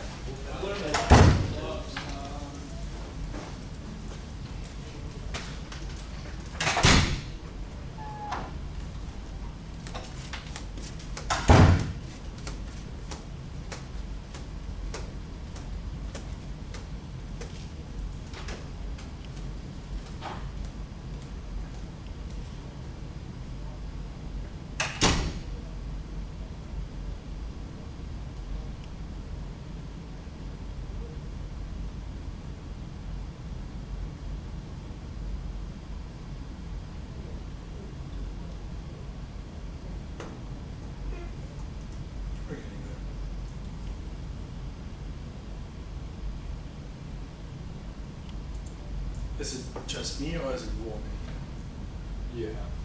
It is freezing. What? here? It's freezing? I think it's fine here. Alright, maybe it's just me. I'm used to keeping my room at 68. You know what Our they did? rooms don't go past 72. No. I know. I'm in Mako this year. Now it's 72. I'm like, what is this? Like my room, like I don't know why, whenever I get back in my room, it feels like it's hot, and then I'm sitting there for like 10 minutes, and then I'm freezing again. Well, it's crazy when you walk in the lobby, it's freezing. And Yeah. then you go to your room and it's like humid, and I'm Yeah, like, why yeah. do you feel like Florida? You have air conditioning.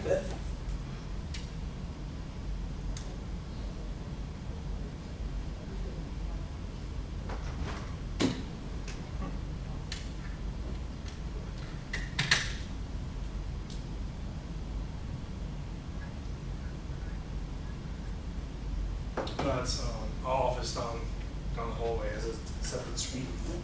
It's freezing cold. My day's rest is actually in the sweater there. And I make this joke that I'm actually more cold in my office than I'm actually in the pool with a wetsuit.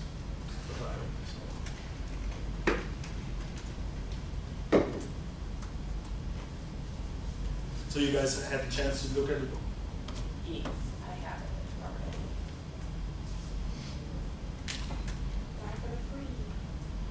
Really? Yeah, I was surprised at the 3 other little chapters. There was such a problem dealing with the library and that. Sometimes you just gotta pretend that it doesn't exist, like some things from your Gmail. So what? Ways we get around like copyright issues of getting textbooks is like sending things to our Gmails instead of our NSU accounts because it tracks all of our emails. I'm not going to get that route. I'm done with it. I got a lot of The irony is I had our student actually scan all the PDFs because I was out of town. So I left him all my books. He scanned it, PDF'd it. I actually communicated. And then they're now actually printing it out and give you the print copy. But that's copyright law. And you will see in some of most of my slides actually say where it's coming from. Some older slides I was not really particular with that, as not the perfect URL on that. So gotta be more and more focused on this. Alright, so I'm gonna break 1 more minute. This one says 1 more minute. Yeah. Oh, now my office says 1 more minute. Yeah, town called REE. It's like right in between Milwaukee and Chicago, so it's right on the border. I've heard of it. Yeah. I'm from Iowa. Oh. It's right next to Six Flags. Okay. Have you heard of that? Yeah. I live like right North next, Chicago? Yeah, I live like right next to that. Where in Illinois are you from? I'm from the Iowa-Illinois border. Okay, Right what town? on Mississippi. I'm from Illinois, also down by St. Louis. Really? Yeah. Big state. Oh, yeah. It's the Quad Cities. Okay. Like, Yeah. Yeah, basically. Nobody's ever heard of the area. Yeah. What would you like to eat from Illinois? Like, It's kind of like St. Louis, right? St. Louis is St. Louis, like, south, yeah, we're like about 4 hours from St. Louis. Yeah. You're biking. Alright, cool. Des Moines is actually the other side. By Iowa City. Yeah. It's like 40 University. Yeah. So if you drive from the Midwest out to the West Coast and you're in Iowa, it's like the road description you can have is like this. Corn, Exactly. Speedway, corn, river. Yeah. That's about 7 hours of driving. Maybe some cows. Yeah. No, I only saw corn. And then you get. Okay, let's take a look at this. Again, this is a different display of the graph you have in your textbook. Yeah. The reason why I put this in is it really shows that this is really not a linear process. You circle around here multiple times until you really make sure this is what you want. Yeah. A lot of business ideas will end in that kind of circle pattern. A lot of development will end in that circle pattern. Just saying it's not feasible. Huh? A best example for regulatory analysis, aka deal with the planning regulations and the law for a site, is how many nuclear power plants do you think you can build within the city of Davie? Probably none. So the proposal to build a nuclear power plant is not feasible by conceptualizing it already. You might maybe be able to run the numbers the right way, make millions with it, but definitely not in the city of Davie, because the regulatory framework does not allow that. It's actually federal special zone on nuclear stuff. Huh? However, there are other places where you have changes in zoning codes. We did years ago, we had a request to, with our business park back then, would allow a server farm, data centers. Now with the change in technology, this is actually next slide. With the change in technology, there comes different demands. Change in technology, world famous example is the automobile. Personal cars. After World War II, the accessibility of personal cars and the affordability of smaller cars made this great movement of the American suburb possible. Interstate system was built to support transportation materials across the nation for freight and for people and military. That's actually a piece that was taken away from Germany and from Paris. Ever been to Paris? Ever looked at a city plan of Paris? How it's nicely rearranged and all the Champs-Élysées and the nice big streets? This was done, reconstructed, done by Haussmann for military purposes, to move troops from one corner of the city to the other corner very fast. The Autobahn system in Germany was a logistics project to move goods and military super fast from one corner to the other corner. Still, it's working. No? Technically, I'm driving faster on 95 compared to German Autobahn, depending on traffic. No? Construction and people driving. Just because you are not limited in speed doesn't mean that you're limited by people in front of you. Again, different speed. We'll now come back in development processes, internet. Have you ever seen a telefax fax machine? You ever seen a fax machine? You ever seen a telephone with a dial? My grandma used that. I grew up with one. Thank you. We have a really smart kid working with us, Chase. Some of you might know him. Big entrepreneur kid. He had to fax last week something. This was his first encounter with a telefax. Yeah? It's funny. All right, technology changes. This is a quick reflection from the book. The book is like 2 or 3 paragraphs about that. But keep that in mind. What are the factors that will change your environment you will interact with? You okay? Yeah. No worries.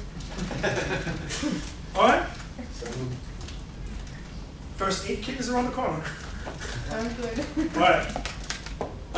So technology is changing the environment every damn day. This is French for fast changing environment.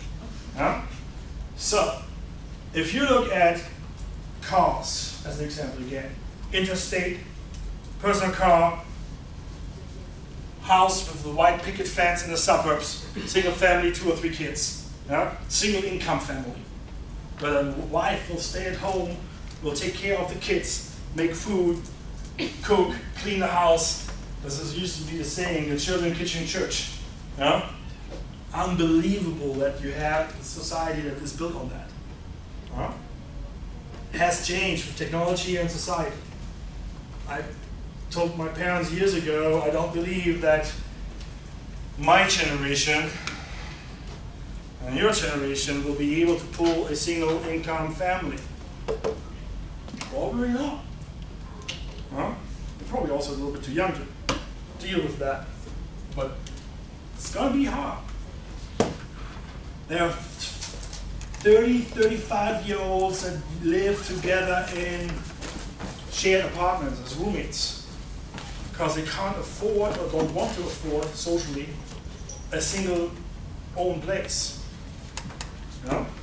Which, let's put all of this up, which brings you to the next thought. If you think this through, the current trend in the market is the size of an apartment.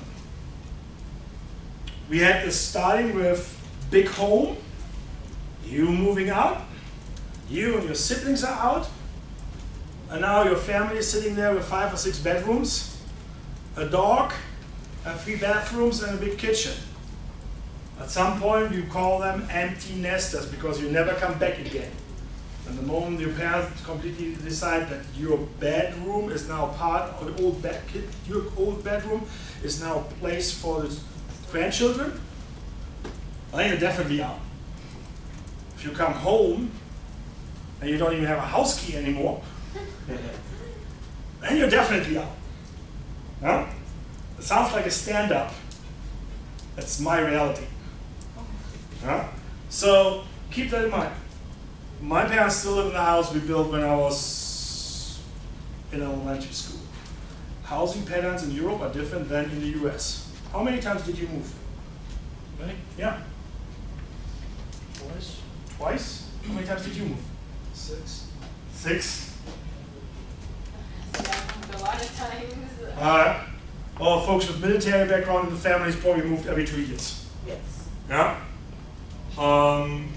Some people, if you moved only once in your life, you're blessed. You're very lucky. Huh? I never moved. You never moved? You're local here from Or Florida? no, well I guess, well my family's never moved. Like before I came down here for school, Yeah. always lived at the same house. So, average household is changing a residence between 5 and 7 years. 15 years, I moved 9 times. I think so, yeah. Within a city or across the country, multiple times. Yeah? Oh, part of the job. Took 1 year grad school there, moved for a job, other grad school, work for a job here, work here. So yeah. But at some point you will realize, I don't really want to move again. So, yes please. So what do you see the trend as being? Like people renting apartments rather than like owning their own place? That's a difficult question to answer in, let's say, Broward County, in this region. Because we have tremendous migration still coming in here. When you take a look at a region, you always have to take a look at how many people are moving in, how many people are moving out, and what's the so-called net migration. Yeah? Because you might actually see that 25-year-olds moving out, 50-year-olds are moving in. Stereotype of Florida in the past decades was retirement state. Huh? Have older people move down here in the retirement phase. Huh? That's where we come with the 55 plus residential uses. You can find some beautiful condominiums here, but it says it's a retirement community. Where if you're not 60 years old, you can't move in. So this was this trend. Nowadays, depending on which region you're looking at, which state you're looking at, you have different brain power moving in different age groups. There are areas in the US where people just move because the quality of life is so high and beautiful. Versus, I don't even have a job and want to live there. I will find some job there. Yeah? Versus, that was in the past, oh, you got this job, now you move to this place. Yeah? That is a change in trend. People are picking the region they want to work with and within, and they make it happen in that region to find a job in a specific field. University professors a little bit different in terms of the specialty we do and the market, where we can, not where we can teach, but what's open to find that job. But I always had a few areas or corners of the US where I said, I don't really want to work there. I'm okay in the other area and don't need to be there. Depends on the job. It was like, you get a phone call, let's say from a company called REE. They're doing this mapping stuff. They're located in Redlands, California, which is, yeah, it's like, That's not far from us too. let's say from you in the Bernardino corridor, Yes. out to Joshua Tree. It's the worldwide headquarters. They even announced now, years ago, they would call you up and say, want to come and work for us? And you would end up on New York Street in Redlands, California, working for them. It's like the Microsoft of spatial mapping software. Huh? Nowadays, they're doing this differently. They are going to other countries and other locations where the quality of life is desirable. And then they say, well, if you want to work for the 3D division, you might end up in the Netherlands. Huh? You don't have to move to Redlands. I have actually friends living and working there, so, but haven't visited, yeah. But this is, again, stereotype. I used to live in Boise, Idaho. That's beautiful. Positive reinforcement. Like, Idaho, what are you doing in Idaho? Highest quality of life I ever had in a living the place. fastest growing state in the United States right now. That's Yeah, most population. because the Californian people, this is stereotyping, are moving in, paying cash. Yeah. Like, you had a small bungalow in San Diego. He sold this little thing for $600,000. Literally traveling over the state lines into a little tiny valley. You get a house on top of the hill. 3,000 square foot for 300,000. You literally drop this as a cash down payment. Yeah? And you have $300,000 left in your bucket to retire and have a beautiful lifestyle. I have most of them members that have done it. Yeah. Versus you live in Idaho, you get a 30-year mortgage, yeah, and you put $280,000 in that bit, and you get bought out by a cash offer within a week. I have friends that happened to that. So, and huge growth in that area. When it comes to growth of population, what comes next? What's the problem? What we will face? No, crowded is okay. We can figure out crowded. Overbuilding. Overbuilding? Built environment issue? Alright, who drives more than 20 minutes to this campus every day? Traffic, gridlock. A Fuel traffic study from 10 years ago says if you keep growing like this, you will be gridlocked and you need public transportation to maintain current system levels. And you're not putting public transportation in place. Public transportation transit will take decades to develop and get in place. The light rail they're talking here is not coming in the next 5 years. It will take decades to get this in place. Because of all the involved parties and then some on private properties blocked and all that. So, technology, yeah. With growth, we talked about sustainability. I put in here sea level hurricane impacts in Florida. Last year at the Breaking Ground series from the South Florida Business Journal, I asked the managers of Hollywood, Sunrise, Downtown Association of Fort Lauderdale, and who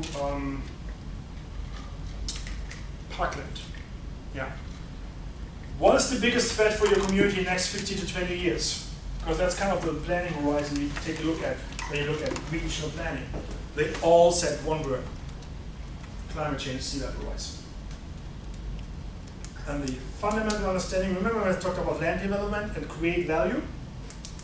You can talk about hurricanes and climate change in any political facet you want. We're not going to touch that. Huh? But I can tell you one thing. If you are looking at the tax auditor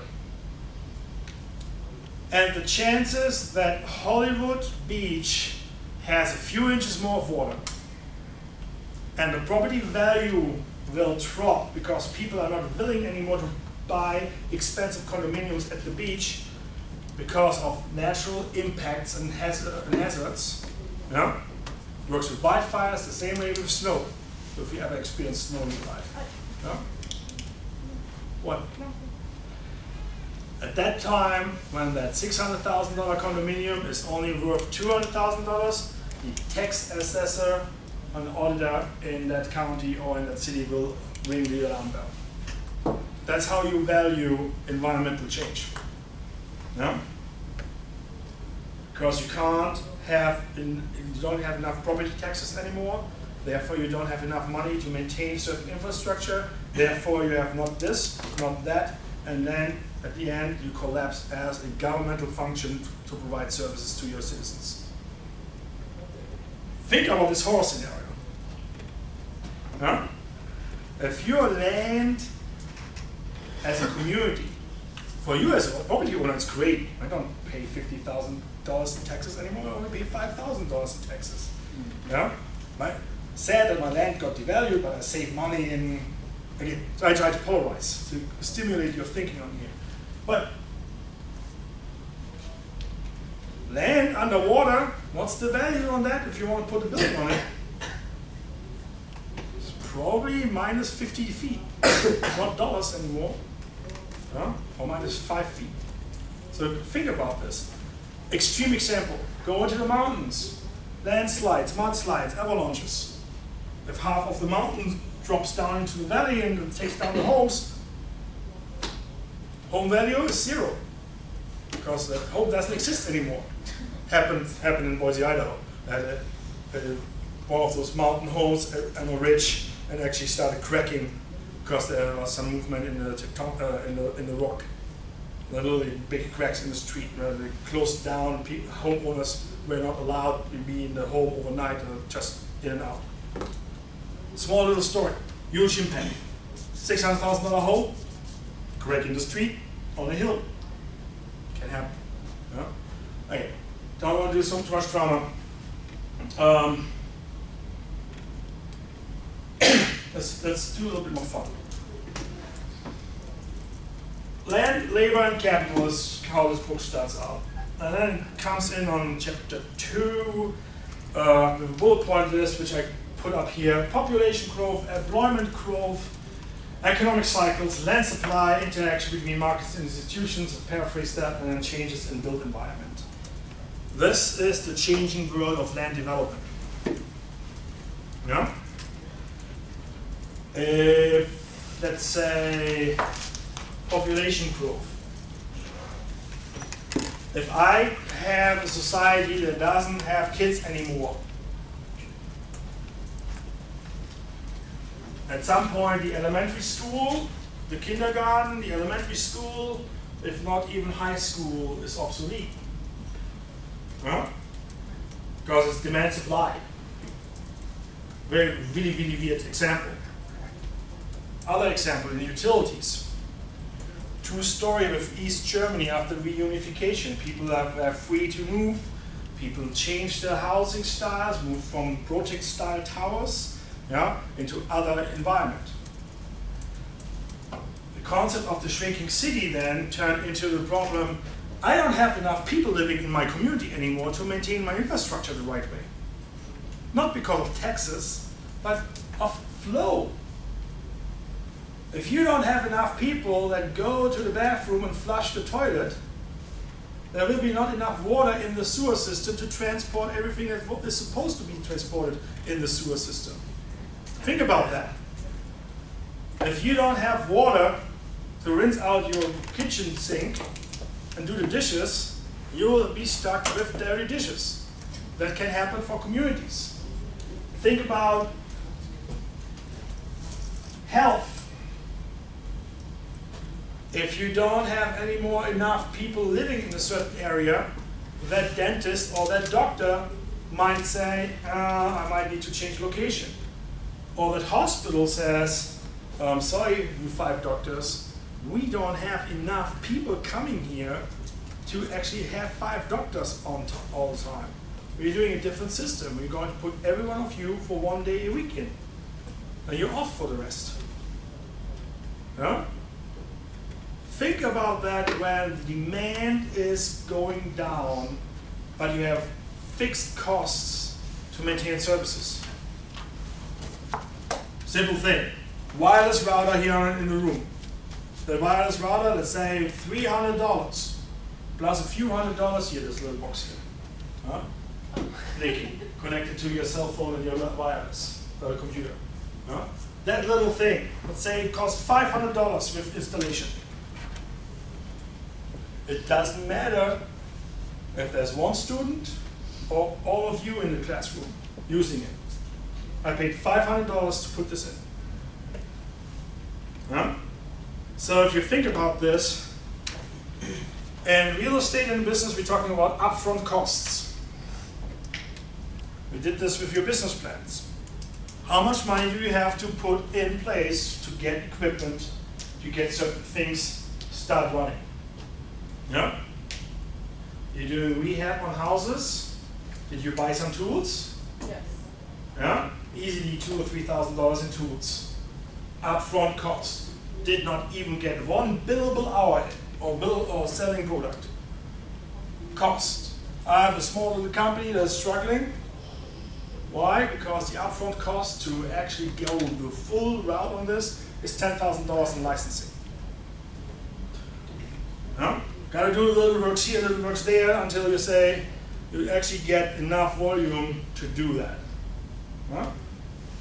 Company is struggling since years because I actually have a really great day job as a career. There's only a little time a year that I could actually afford doing this business in Idaho. But again, big business startup hurdle, upfront cost. That's the reason why, let's say, cell phone companies give you your phone for free. Who has a phone, let's say an iPhone, that just came out and you took $800 or $900 for the phone, but you are not bound in a contract with a company? Anyone did that here? Kind of smart move, depending on how much you use for your phone. Why? It's $800 upfront cost versus 2 years contract, and you pay the same price, if not more. Yeah? Same concept with land development. They have $1 million to drop into land and buy it. We call it equity. Or you have to borrow that. Similar concept.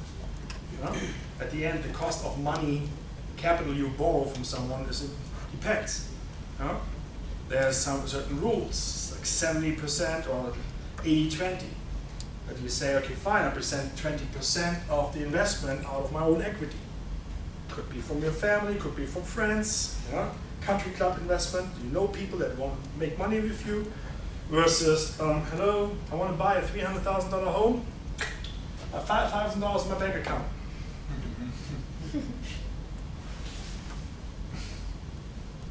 In 2006, you would have gotten a home. 2008.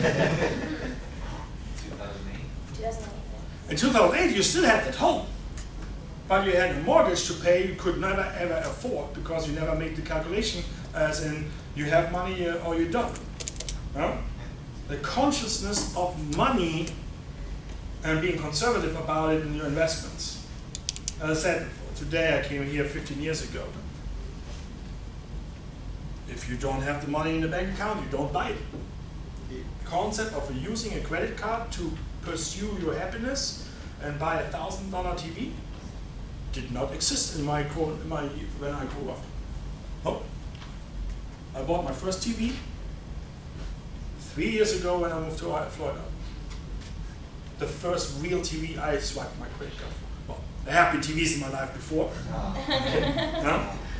But the purpose as in is go to Best Buy, take that 48, not the 50 or 52, because the 48 was still $100 cheaper. If you're far away like this, 2 inches on a football game or soccer game doesn't matter. I had less problems, let's say it like this, in terms of consciousness about when you deal with personal finances. When I bought my first home and signed that contract for 30 years, yeah, home ownership right. Ding, ding, ding, ding. An hour later, all the paperwork at the title company was done. I walked out. A few $100,000 as in, yeah, 30 years. I had more problem to walk into Home Depot and sign an invoice for $5,000 building material to rehab some of my home. Because that money was gone next week out of the bank account. Money gone immediately versus over time, different perception, how your money and cash flow works. Some people in the business forget about that. You need to be aware for that, about that. Yeah? That also means you walk away from some deals you don't feel well about. Because there's something not working out the right way with the financials. There's some feeling. Yeah? Folks that have converted half of or a third of the skyline of Fort Lauderdale will tell you the same thing. There have been some bad deals and some really, really bad deals. They are happy that they've walked away from it. Yeah? Loss of reputation, loss of lots of money. Yeah? So if you ever have a chance to actually sit down with some of those guys, have them tell a few war stories about development in Fort Lauderdale. Yeah? There's this one guy who digged in a really deep pit for the sand and the gravel, then he refilled it and then now put apartments on top of it. Just around the corner here from Davie. Gravel. They used to dig out all the gravel for construction and build an artificial lake, and then they ended up and fill it up again with some dirt and put apartments on top of that. Fun apartments. Like the one next to the Hollywood Express, Holiday Inn Express, if you're on 595 on the right side, passing Davie Road. Oh, Elon. Yeah, I think that's it. Yeah. Input factors in land development. What I want to put in a little bit of time here is not go step by step through all these points. This is part of this class. I want to have a little bit more fun. I want to take a look at population growth and others, aka how to find data. The book is very, I would say, heavy on tables and on description on certain web pages. I thought it would be a good idea to show you some. As in, excuse me, the census web page got actually lifted up again. They're actually doing some really fun visualization on this. It's not anymore show up there, find the table, download the table. No, they actually have a visualization data center. So what we're going to do in the next 5-10 minutes is you have enough laptops so you can play with with their own computers if you want to. I run 1 or 2 examples on mine. Yeah, so if you have popcorn, just lean back and watch versus play with it. So this is an example for top 5 states with growing real estate industry. Pretty much as of this month. Florida, 14%. So what they did is literally they came in and looked at the business receipts here based on receipts of businesses without paid employees. Yeah? That means it's the amount of businesses, not the size of the business. So Molly's little business is counted in this one, not the 20 employees she dreams to have at some point. Yeah? So different ideas. Also can look at as Florida, Texas, Hawaii, District of Columbia, and Wyoming. Wyoming. And I'm used to the stereotypes I hear about Idaho. Huh? But again, they show here, based on the receipts and percent, it would be interesting to actually look that up and see how many businesses are 6.9 or 7%. Could be 100. There's a theory behind it as well. There was a little scandal a while back where like rich supercar owners, they would open like businesses in states like Montana, Wyoming, and states like those, and register their cars there and like pretend that they have businesses there and homes there just so they would get out of paying the taxes on the vehicle in New York or wherever else they would live. Well, if I would have known about the car insurance rates in Florida, I would have left my car in Idaho. Yeah? Remember that when you next time you see your friends from out of state, for 4 years they stay in this college, yeah? They're probably running even California or Texas license plate because, or New Jersey, or why? Because they're insured with parents. Cars on parents' name. Huge difference. Yeah? Car insurance is by zip codes. Florida is not cheap to own a car registered in Florida. Yeah? As a market criticism here, not as a concept. All right, so this is the one I want to start with. I did screenshot that just in case. This is what occupation do young adults get with their degrees? I thought that is quite interesting for folks in college.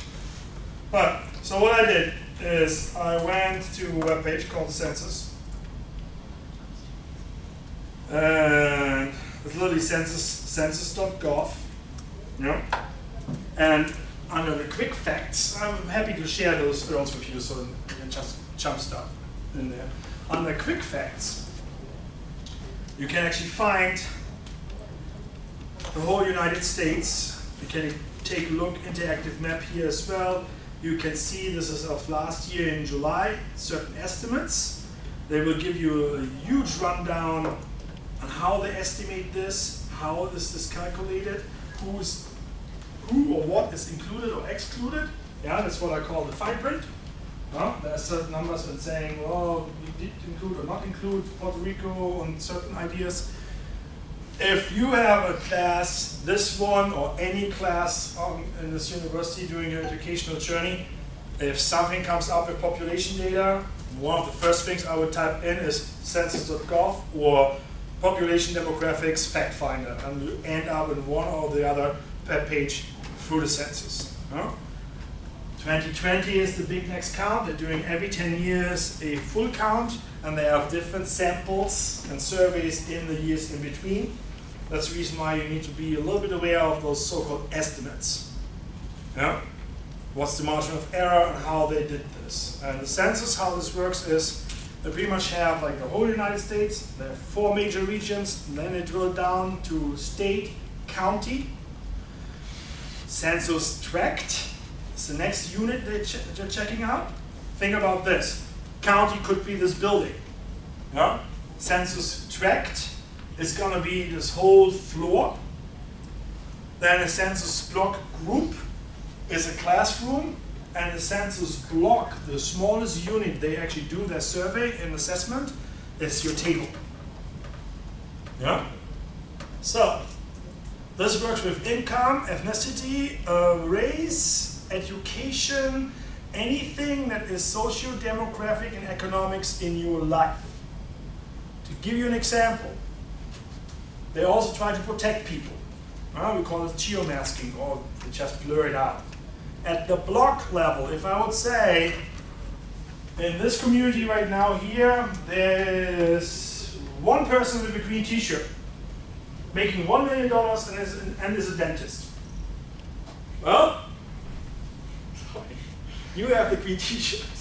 We would immediately know that's Paul. No? I truly appreciate you not being angry with me. That's fine, that's fine. Different example. How many blue t-shirts do we have in this classroom? I would go with 2. Yeah?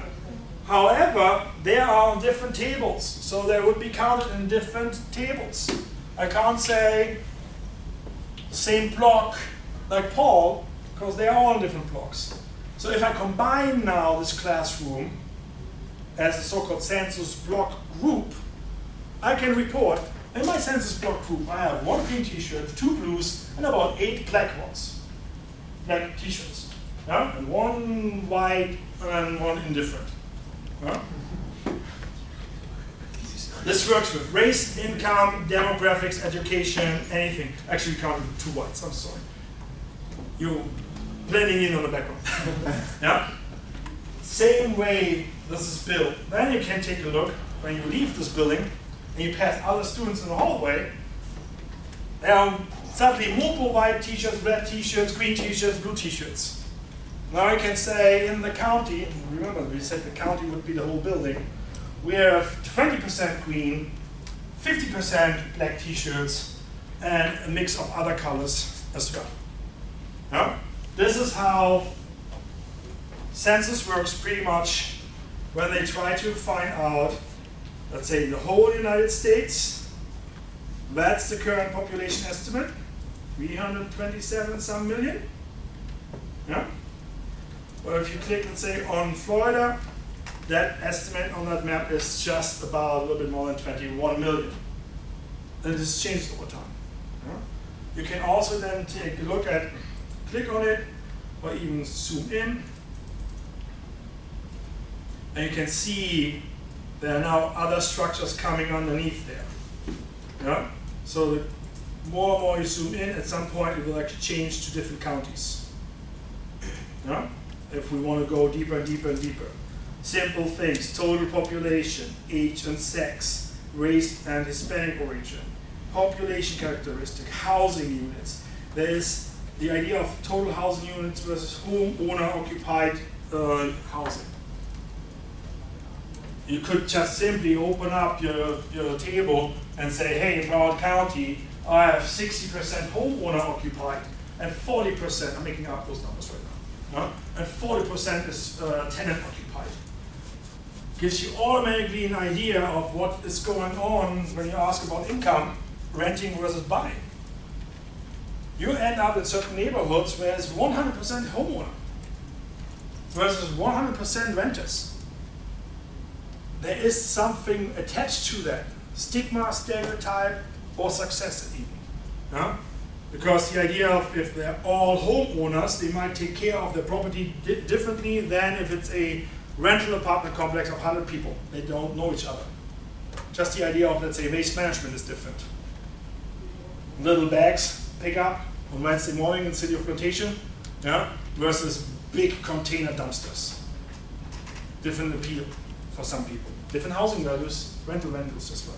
All right, so simple, quick demonstration here on, I would consider this is the boring part on the census, but it's also very powerful.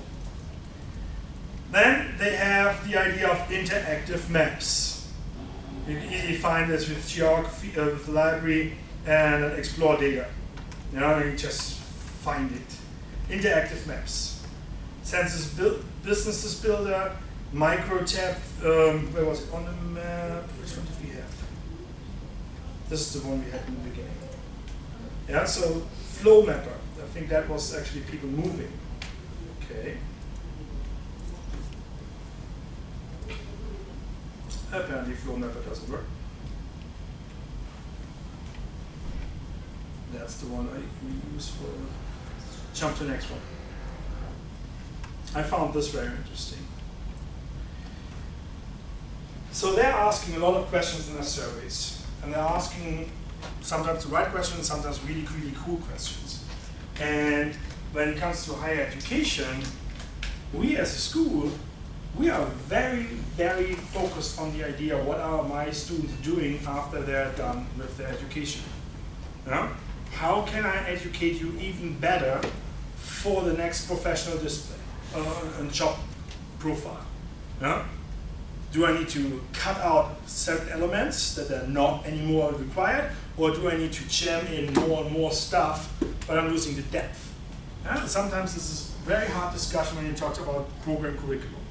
When this program here, the minor, was created, there was a huge discussion on, for a future property manager, what are the skills you need? What are the skills current project manager, program managers and property managers are missing? Yeah? If you look at the friends and you say, hey, you're running like 8 units here as a property manager, how do you do with your finance and cash flow? They might never touch that in college. There are some really successful people out in the world that never did college. That's the other stereotype. In college education, what do you study might not actually be a field where you end up, and vice versa. I teach real estate. Business administration dropout, was too tired to repeat and learn text by text marketing books. Switched to economic geography, best thing I ever did in my life, besides hopping over on a different continent as well. But what I really like about this one, you're like, oh, this looks like a lot of spaghetti. Yeah? Let's take a look. Social science students. Oh. Might have timed out. About 8% of young adults with a bachelor's degree studied social science. Look, where are the fields they're actually going to? Management, business, education. I find that really interesting to see how those streams are done as a literally origin destination. When I was in your age, I got a print table with census data. So this is really exciting. If you want to tell a story, say business students, where business students will end up, there's barely no one here displayed from business moving actually into education, legal, or community services. It's just a little higher, it's there. It's there, it's just a little higher, it's on its Yeah, it's at the top. Yeah, they have Straight some. line. Oh, Yeah. well, let me tell you a story about this diagram right now. As you can see it on screen, does not display any business students. Again, don't believe statistics even if you fake them yourself. That was my statistics professor. So always try to give the full, natural, full objective display of your data. All right, so the book also goes further and it talks about employment data, and the source for this is the Bureau of Labor Statistics. And the reason why I present this, if you just read over, you're not recognizing it. The census data, the fact finder, they have this joyful full apps now. Bureau of Labor Statistics. This is ground zero for data mining. No? If you talk about property management and you're thinking about who are my future renters and tenants, when you start thinking about the size of your apartment, moving from a 2,000 square foot 2 and 2 now into an 850 square foot 1 bedroom, it's a new market out there. Micro apartments, micro homes. City of Fort Lauderdale in Victoria Park neighborhood. They had a discussion, I think it's right now, it passed, what is the third home, the cabin home in the backyard. Remember that when you had your family move in and you built out the garage because your in-laws are coming? You're actually legally now allowed to build that as a structure. A fully mini home in the backyard. Yeah, small little prestigious neighborhood could be an interesting niche. I told, when that came out actually in the presentation, I told like 2 of the guys who are thinking to go self-employed, I'm like, you might want to team up with a general contractor on that one, and an architect, and run this as your first business idea.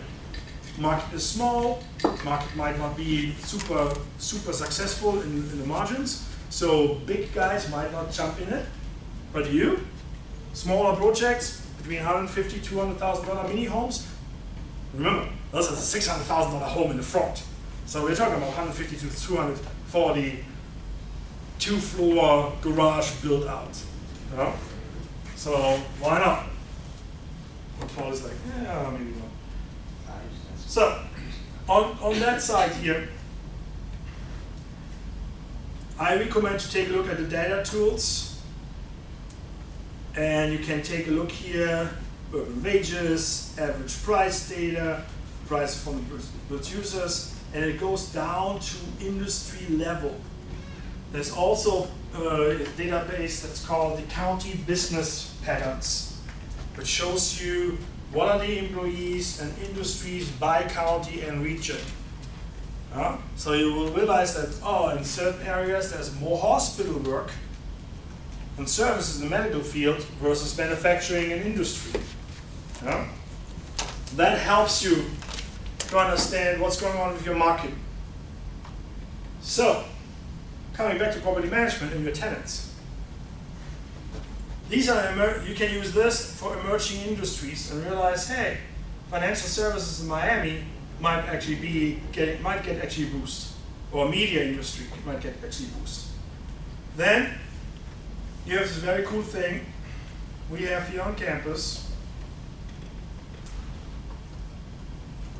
called GIS, Geographic Information Systems. I'm going to reload this example. And we use what we call the business analyst. And I created 2 examples for this. One is the whole United States. Now, we've seen this multiple times. Now I can create infographics. Fingers crossed that this is actually not taking too long. And now it starts predefined data sets from the back in the internet and pulling it up on the screen. Beautiful little graphics. We can customize those if you want to. Really cool tool. That takes a little bit too long. But I also could go in, let's do this for Florida, do reports. I did reports earlier. This is the demographic and income profile for the United States. And it shows you the last census data, an estimate for 2019, and a 5-year outlook. Might be helpful if you do that for regional data like Florida. No? And you also can go down here, household by income, all these boring statistics. But you might need them at some point to understand what's going on for your product and for your rental agreements, for your tenants. Yeah? Let's say if you want to rent out for certain age-specific groups, it might be interesting to know how that age group in that specific geography will develop or is estimated. It goes even down that you can actually go in with families, population, medium household. This is at the national level. I did this for Florida. Could do this for Florida and say here predefined report. Automotive aftermarket expenditures. Maria, you want to run this? I did not know that you're doing automobile industry.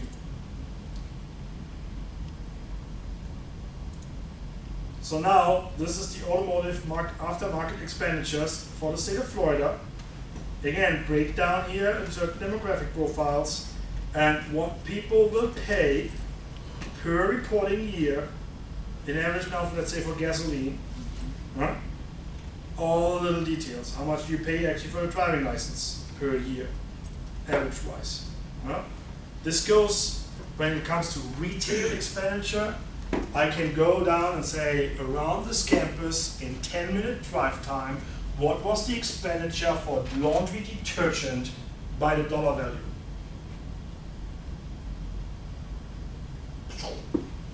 Mind blow. You can go in for retail and say, what are the industries in retail that are not in this area? Which part of e-retail are overly represented in that area? Does it make sense to put another fast food restaurant in this corner? No, because I have already 25 different ones, and they're making $20 million a year on that location. Yeah? So a lot of gap analysis can be done for that. I thought I'd expose you just a moment for this, to get an idea that the combination of demographics and, here you see the population breakdown like we discussed, that kind of data is easily available. If you're in the Harmos College, there's actually geographic information classes for the undergrads as well. And I keep saying for Shark Cage I need to do a workshop.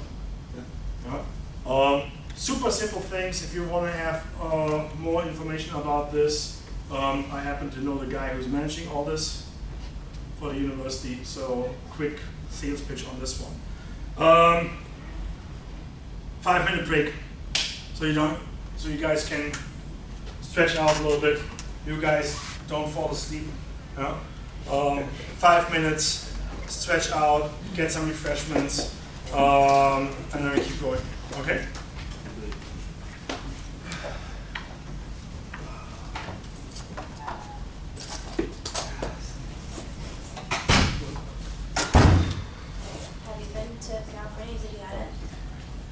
You haven't been to California? I've been to California multiple times. Oh, where have you been? San Diego mostly. San Diego. That's beautiful. For work. Redlands is boring. At least I think. I've been there. I drive by the last day.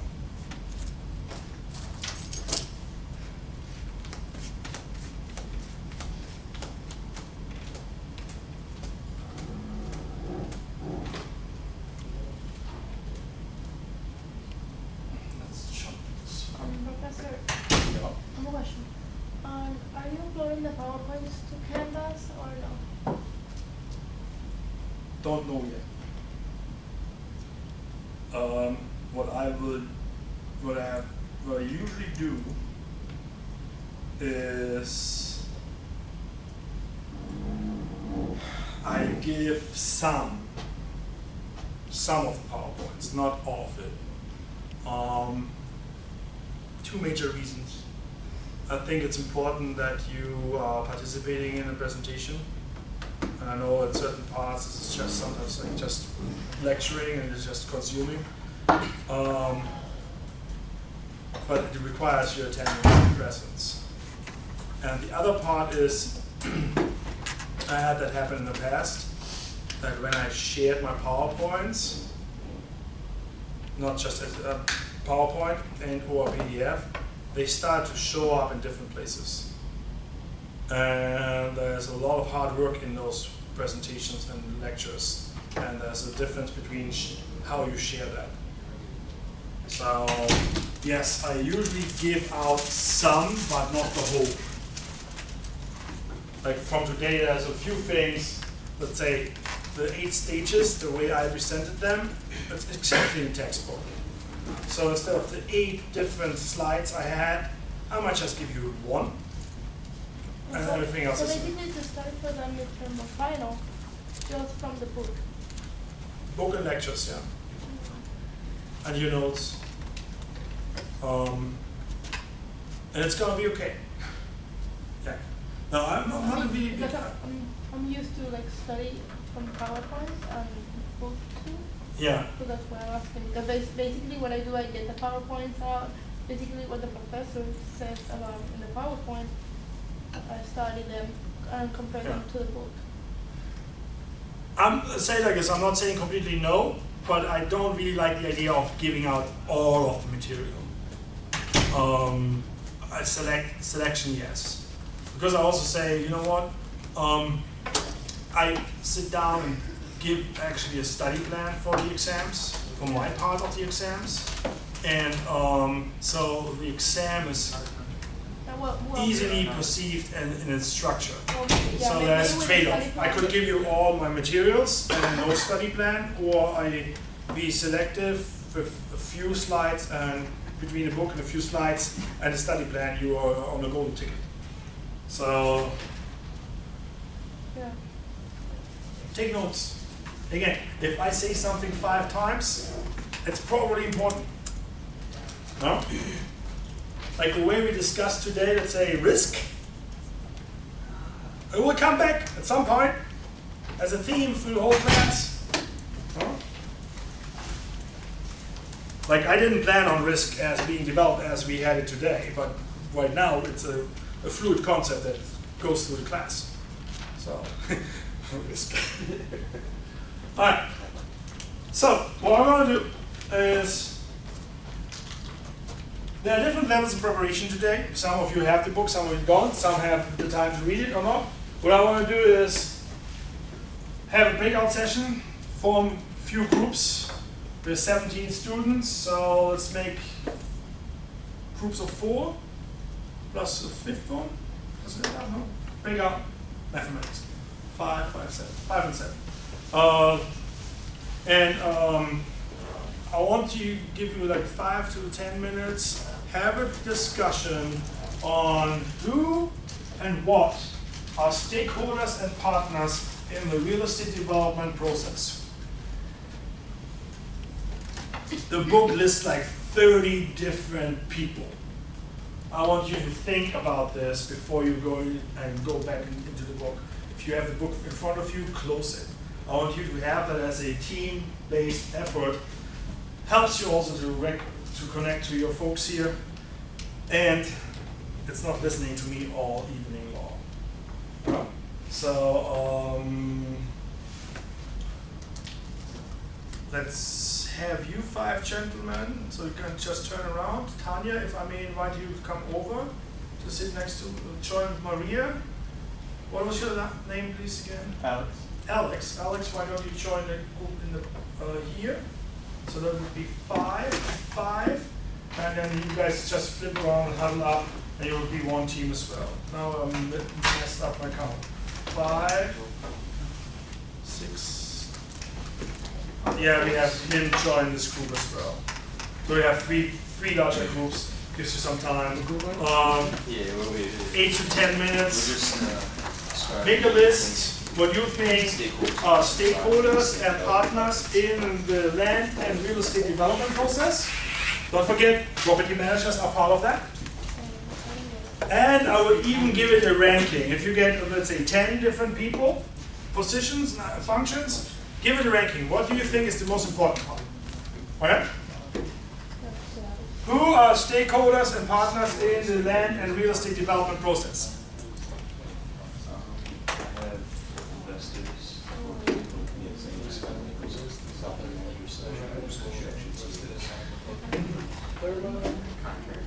Local business owners. Should we write it down? Yes. Because what I want is one of you guys is coming up here and gives a quick presentation and interpretation, or two of you. You don't have to do the whole group. One or two people present.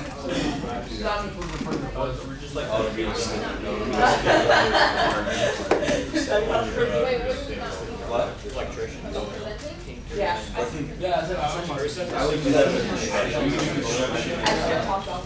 Oh, we're doing this every other session, so everyone gets that turn. Yeah, that's part of the deal. Yeah, legal team, yeah. I didn't really know what I'm talking about. Great.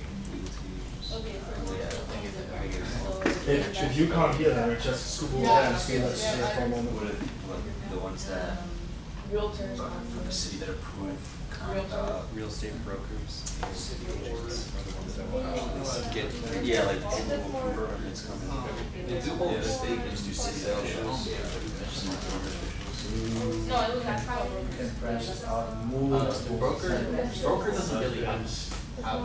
We have Sales associates, man. Let's expand like that. I think we should. You can go find rating. Oh yeah. The realtor doesn't sell the house, he doesn't. Let's say that when it comes to construction, I would not necessarily expect to do this now, the carpenter, the electrician, the plumber. You can say the construction professionals. Yeah, we do construction maintenance team. But city official, that's a little bit too much. Too high on. Yeah, the Tax clients. assessor. What? Tax assessor. You Inspector. Anything. Contractors. Yeah. So I got a contract. Yeah, I was about to say the. That's what I was trying to get around. The appraiser part too. Yeah, you give Facilities manager. We also need attorneys for. You got fire. Legal. Wait, you said something? Fire and safety inspectors. Yeah. Property manager. There also has to be a city official to come and Make sure everything is in line. We have a bunch Yeah. of rate them now, like you said, you wanna find a couple more. You said Contractors. So you were the contractor. Architects, I The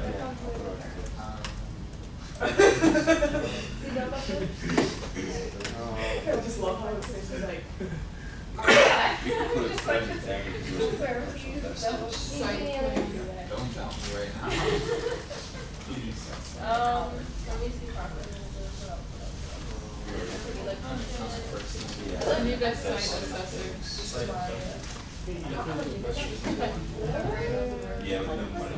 About like, That's really like, for sure, especially if you're taking. surrounding areas, like, Yeah. building and Yeah, community incentive. Yeah.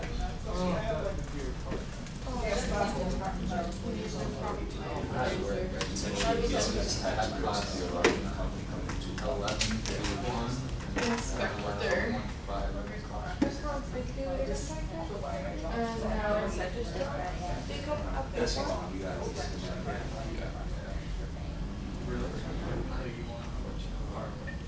So we think more investors are number one. Investors and banks are probably more. Utilities, like, people that do utilities, electricity. There's some city officials somewhere on the top because of city officials, because if you don't have a company, you can't really do anything.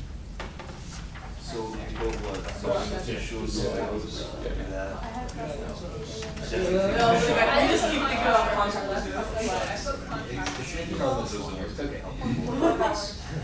contract workers. Property inspector.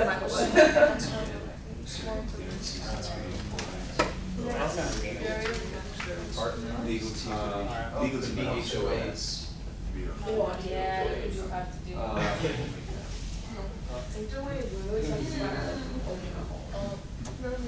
They came at me for having red mulch, green mulch instead of red mulch, and I came at them, Wait, you want to slip it on?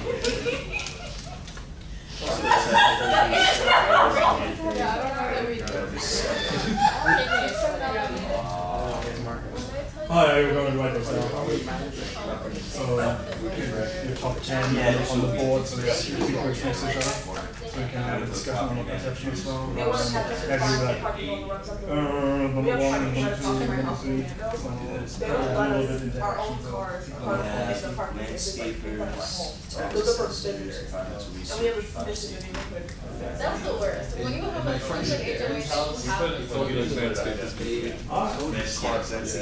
Tax assessor or because in his community, you have to. I like that section, you Use the stakeholders. garage.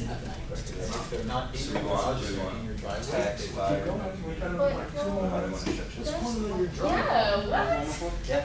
They don't have Tax assessor, environmental management, fire safety inspector. They have a rule in my friend's HOA that you can't park in your driveway at night. they don't have Because to of know your the garage. sometimes If it's in your driveway, they actually have somebody put his car from his own So driveway. you said tax and then environmental. Yeah, is that just given for that? From public safety, so one gets full? It's it's the HOA's regulation, like literally it's in the community. Mine, I don't live in Gator, but I have everything in. Oh, You can flip them either way. I mean, Yeah. Mine, yes. No parking on the street. survive. Mine has no, Always oh, mine has mine has no Yeah. vacuum parking, and that made my life a living hell, because they took my grandma's pickup from there while she was out of Let's town. be honest, depends on what your family friends are getting. Exactly, right? They can go number one if they get it outside. Outside. Alright, that's I think $15, so. Cool. You have a ticket for it. I have the girlfriend of my neighbor, come every morning, 9:30, stays the whole day, leaves at 9:30. Never got It was worse than you could imagine, because my grandma was out of town, so she had to fly from Georgia to here to get the car out of town. And they parked it, since they was parked, she has a Tundra, they parked it right next to the fence in the tow truck. And the fence kept going back and forth and keep the entire side of the truck. Alright, you guys are done?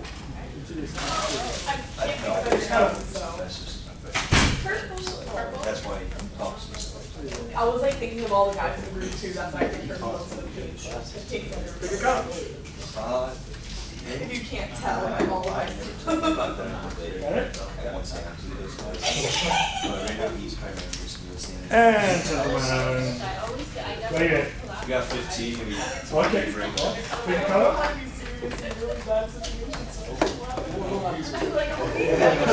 Not manly enough. Alright, what we're going to do is, folks with the list and the marker, please go up to the whiteboard and pick a location and write your list. So we actually have a side-by-side comparison, and then we go through the groups and have a conversation. I kind of don't neither do I, but no one's gonna judge us, and if they do. We just wrote them down. Huh? Oh, we actually set them in rank. No, I Just write down whatever you have on that list. Yeah.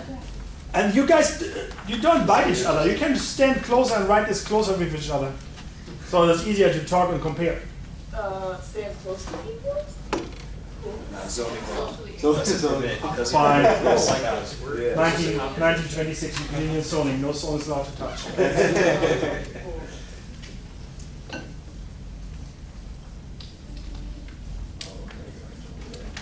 Well, that's interesting. Investors. Is that an E? Okay, you know what? It's fine, we'll figure it out later. Technology tells us how to spell these things.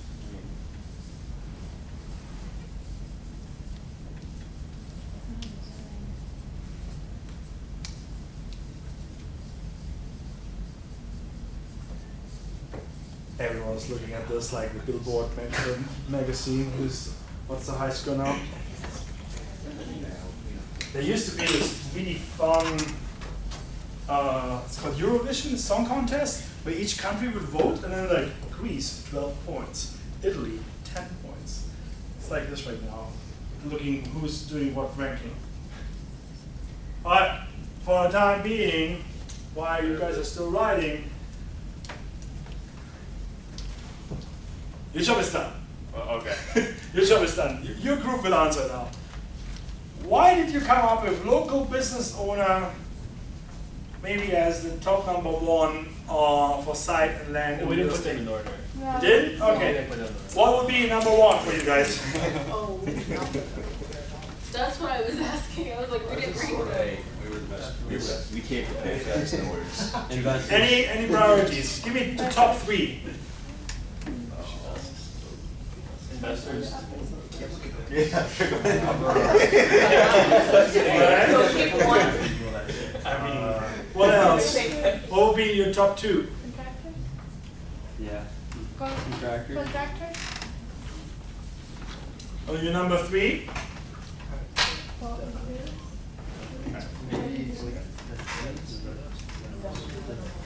Tanya, what do you say?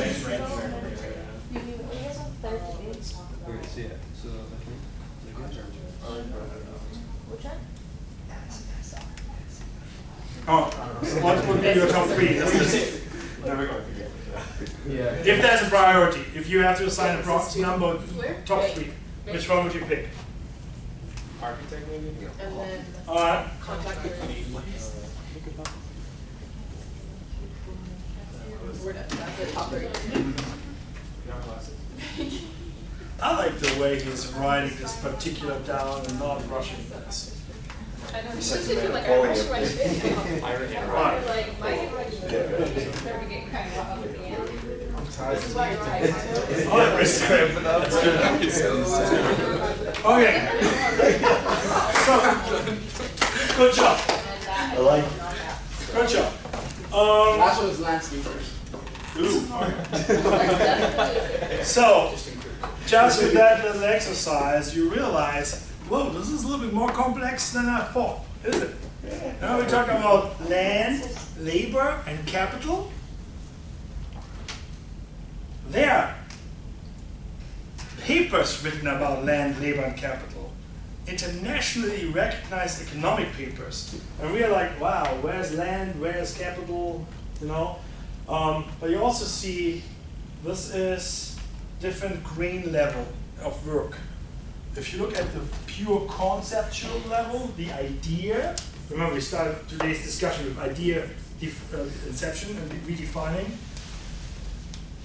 Is the investor the person who does the idea?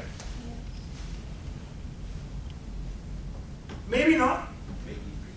Because I could go to rich people, friends, and say, hey, I have this business idea, but I am short with money. Would you be interested to make a deal with me?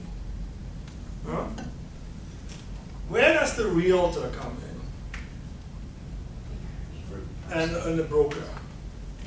When you're actually getting ready to Sell. finalize and start. Yeah. So we would put that, when you look at those different stages of development, that would be sales, marketing, asset management, would be 7 or 8 at the end, maybe. Yeah. Accountant, I'm randomly picking to initiate your brain here. Is an accountant the first person in the game for development? Not the first person. Not the first person. When would you start talking to an accountant? When you're trying to start figuring out a budget. When you try to talk about your financing and finances and how does this make sense financially. Yeah. And you also could argue that the accountant is probably not necessarily your finance officer, but maybe the person who deals with all your transactions and bookkeeping. There are different overlaps. Yeah? Potential buyers, I like that. Did you guys have potential buyers on the other side? We had them on paper. You had it on the paper. Yeah. That's what the last one was supposed to be. I thought that was supposed to be landscape. That was land. No proof. This is landscaping. Oh, buyer. Yeah, I see. Land buyers, you did Land buyers. Land buyers. Land buyers. Where would you place the project manager? Pretty high. Probably closer to the top. Yeah. Probably closer to the top. All right. This list is not in Order, as you can see where the numbers are. That's the reason why I'm asking questions. Yeah. HO8 probably at the end. Very end. Very end. very All right, that's something interesting about HO8s. Very special. You can actually design the formation of an HOA in the land development process already. When we talk about covenants, restrictions and covenants, which are regulations that are bound to the deed of the land, as in when I actually buy the land, which is over there somewhere, yeah, there's zoning official, yeah. When I go through this zoning process and legal teams, when I go through the zoning process, I can assign specific rules and bond them to the deed. And that cannot be changed. I can sign a contract with you and we can change the contract, we can break the term of the contract. The deed is enforceable. That's a huge thing. I can post some more information. The book is touching it a little bit, but it's just one very powerful, usable element. No? There's no discussion then how you deal with this. You can put design regulations in that deed. As in, what is the color of the flagpole? If you're allowed to have a flagpole in your house, what's the color of it? Flagpole? Flagpole. The long stick with the American flag on it? In your house? Property. On your property. In your yard. Sorry. Location prepositions. Yeah? Alright, let's take a look at it here. Investors and banks. Interesting differentiation. One's debt, one's equity. I also look at this as potential private versus institutional. Huh? Zoning officials, planning and zoning, okay. Legal team, what do you mean legal teams? Contracts, things like that, like the deeds, All right. lawyers. All right. If you go into more in depth, you would actually then separate actually what type of legal. There's a difference between contract versus land and acquisitions and all that. Architect is fine. Construction, you guys had construction here too? Yeah. We can count this as construction. What do you mean with number 12, number 13? Good night. I know some lands, like for example, like I know in Florida, you can't like destroy like the mangroves. So like for example, like you might need an inspector to make sure you don't have any like plants that you can't get rid of. So it's not necessarily environmental research group, but more environmental protection acts? Yeah, like an environmental I don't know what the name is. You usually have to do a phase 1, if not a phase 2 environmental assessment on your site. Yeah? And then go straight and then mitigate damages, let's say soil or water. Alright, we did have you a little bit here. Investors again, architect again, attorney. The interesting thing is,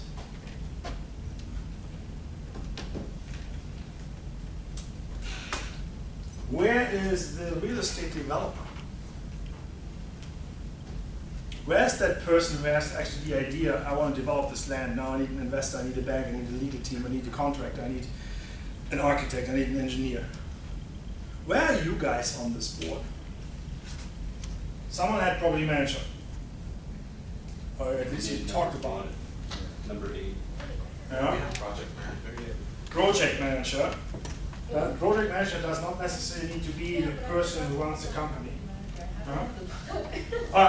So, what I try to do with this exercise is to open up your minds and, oh my god, there's so many different facets.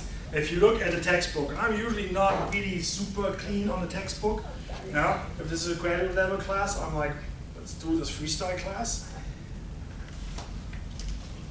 All of this are the job descriptions of people involved.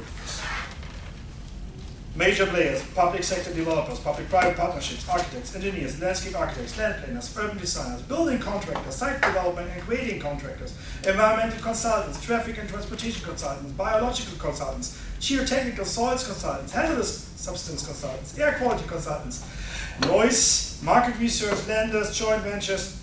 I stop here. I stopped here. It still goes on. It's very quick. It's just 19-ish pages to read, short descriptions of everyone involved according to these authors in this. When a book like this is missing, as if you run your own company, all your friends, all your family members are involved in the process as well. Because at some time you need to space out and relax. And it's hard to find that. So, few more little things. Changing course.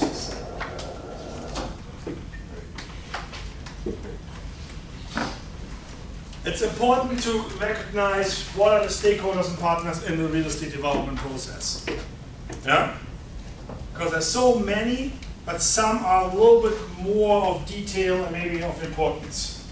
Yeah? Some are interchangeable. If I own a company and I'm the developer, I own the brain power here, I might not have the powers in legal terms, I might have one or two land use lawyers. They're interchangeable if needed. If I don't like the one, or the other one is too expensive, or messed up with a planning application, planning and zoning application, I might get another one. Yeah? Or you stick to the planning lawyer for the rest of your life. That's also depending on the region where you're at. Certain lawyers are just that good. Yeah? You guys did this. You guys did 2 columns with pretty much primary, functional roles, and then the execution. Don't want to talk them down, but a contractor, I would consider the contractor as part of the execution side. Remember, we have the 8 stages of development. There's a point where we have the go, no-go situation. And you say, let's get a formal commitment done, let's go into the construction and all these other following steps, as in break ground and build. Those guys are definitely more in that execution section. The architect or the engineer helped me to plan, but the electrician at the end puts everything in place. So something about how to separate those 8 stages as part of conceptual phase and then execution phase. Okay. I had these guys. What I think for the time being today, I skip all these definitions and I come back as a review to have this. And it pretty much runs like this. Financial officer, a few bullet points where I thought the textbook and my ideas fit. Yeah? And I actually want to jump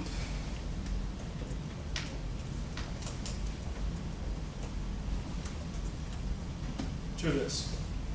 I promised you guys I'll do some teasers about what's coming after the midterm. Yeah? And I think it's also helpful to move away from the abstract thinking to actually put some pictures on the screen and say, hey, this is, when you Google a certain type of real estate, this is what comes up. And then build a little bit on that kind of picture photo memory, as in you understand that this is a high-rise versus a low-key single-family home. And real estate types and categories. What do you think is out there? Real estate types and categories. Residential and commercial. Okay, what types of commercial do you know? You have industrial. Okay, hold your thought. What other types of commercial real estate do you think exist? There's office spaces, actual like restaurants. There's well, I guess retail, yeah. Retail. All right, someone else. Warehouse. Warehouse, okay.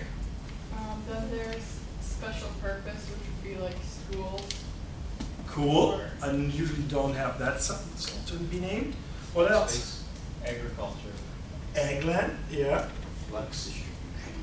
As real estate type or as land type? Which would it count as? Land type. Land type. Yeah, warehouses too. Now this is an interesting thought. If you have a large farm, do you have a real estate developer that builds you a large farm, or are you rebuilding what is already there, as in you inherited the farm and you build a new building on top, but you don't really change type? So I'm not sure if I would count agriculture as a real estate type. However, inside the agricultural industry, there are, like you said, special use, special type of production facilities. As in chicken farmer, hog farmer, dairy farmer, they all need different type of buildings and constructions. It's not just the stables horse. Horse breeding is different as well. That's also an interesting industry, but that is, I think, honestly, I draw a blank on what's the market share in terms of billions of dollars on that one. I know the horse industry, upstate, Ocala, Wellington, Yeah. huge, massive. Same with cattle. Cattle, I don't know about Florida. There used to be huge dairy farming in Miami. The city of Kendall is on top of that now. Like when you talk to a faculty member here, Thomas Turocher from the entrepreneurship department, his family, his father used to have a dairy manufacturing farm, plant. And he will tell you stories about all milk production in the South. And if you look at maps from 1970, all is green. The Everglades, green, maybe 2 or 3 big streets. Look at 2019, all built. So really fascinating. Agriculture, interesting. I have a friend who is a process engineer and used to work for Tetra Pak, dairy product, worldwide. He would fly all over the world for a year or two, stay somewhere, and would start those filling stations, like huge complexes where they fill the milk. And he will tell you that all the milk is the same, at least when they start the thing. Yeah. All right, what else? Hospitality, the hotel guys are coming in there, resort planning, yeah. Huge industry. One of our board members is actually a principal at EDSA. They're doing worldwide landscape architecture, resort town, and exclusive cities, like little cities, like New Cairo. Millions of people in a new place. They designed the landscape architecture for a thing that is 8 or 10 times the Central Park in New York. As one park structure in a completely from scratch built city. Yeah, beautiful stuff. EDSA, downtown Fort Lauderdale, worldwide operations, beautiful philosophy when it comes to culture. Remember when I talked about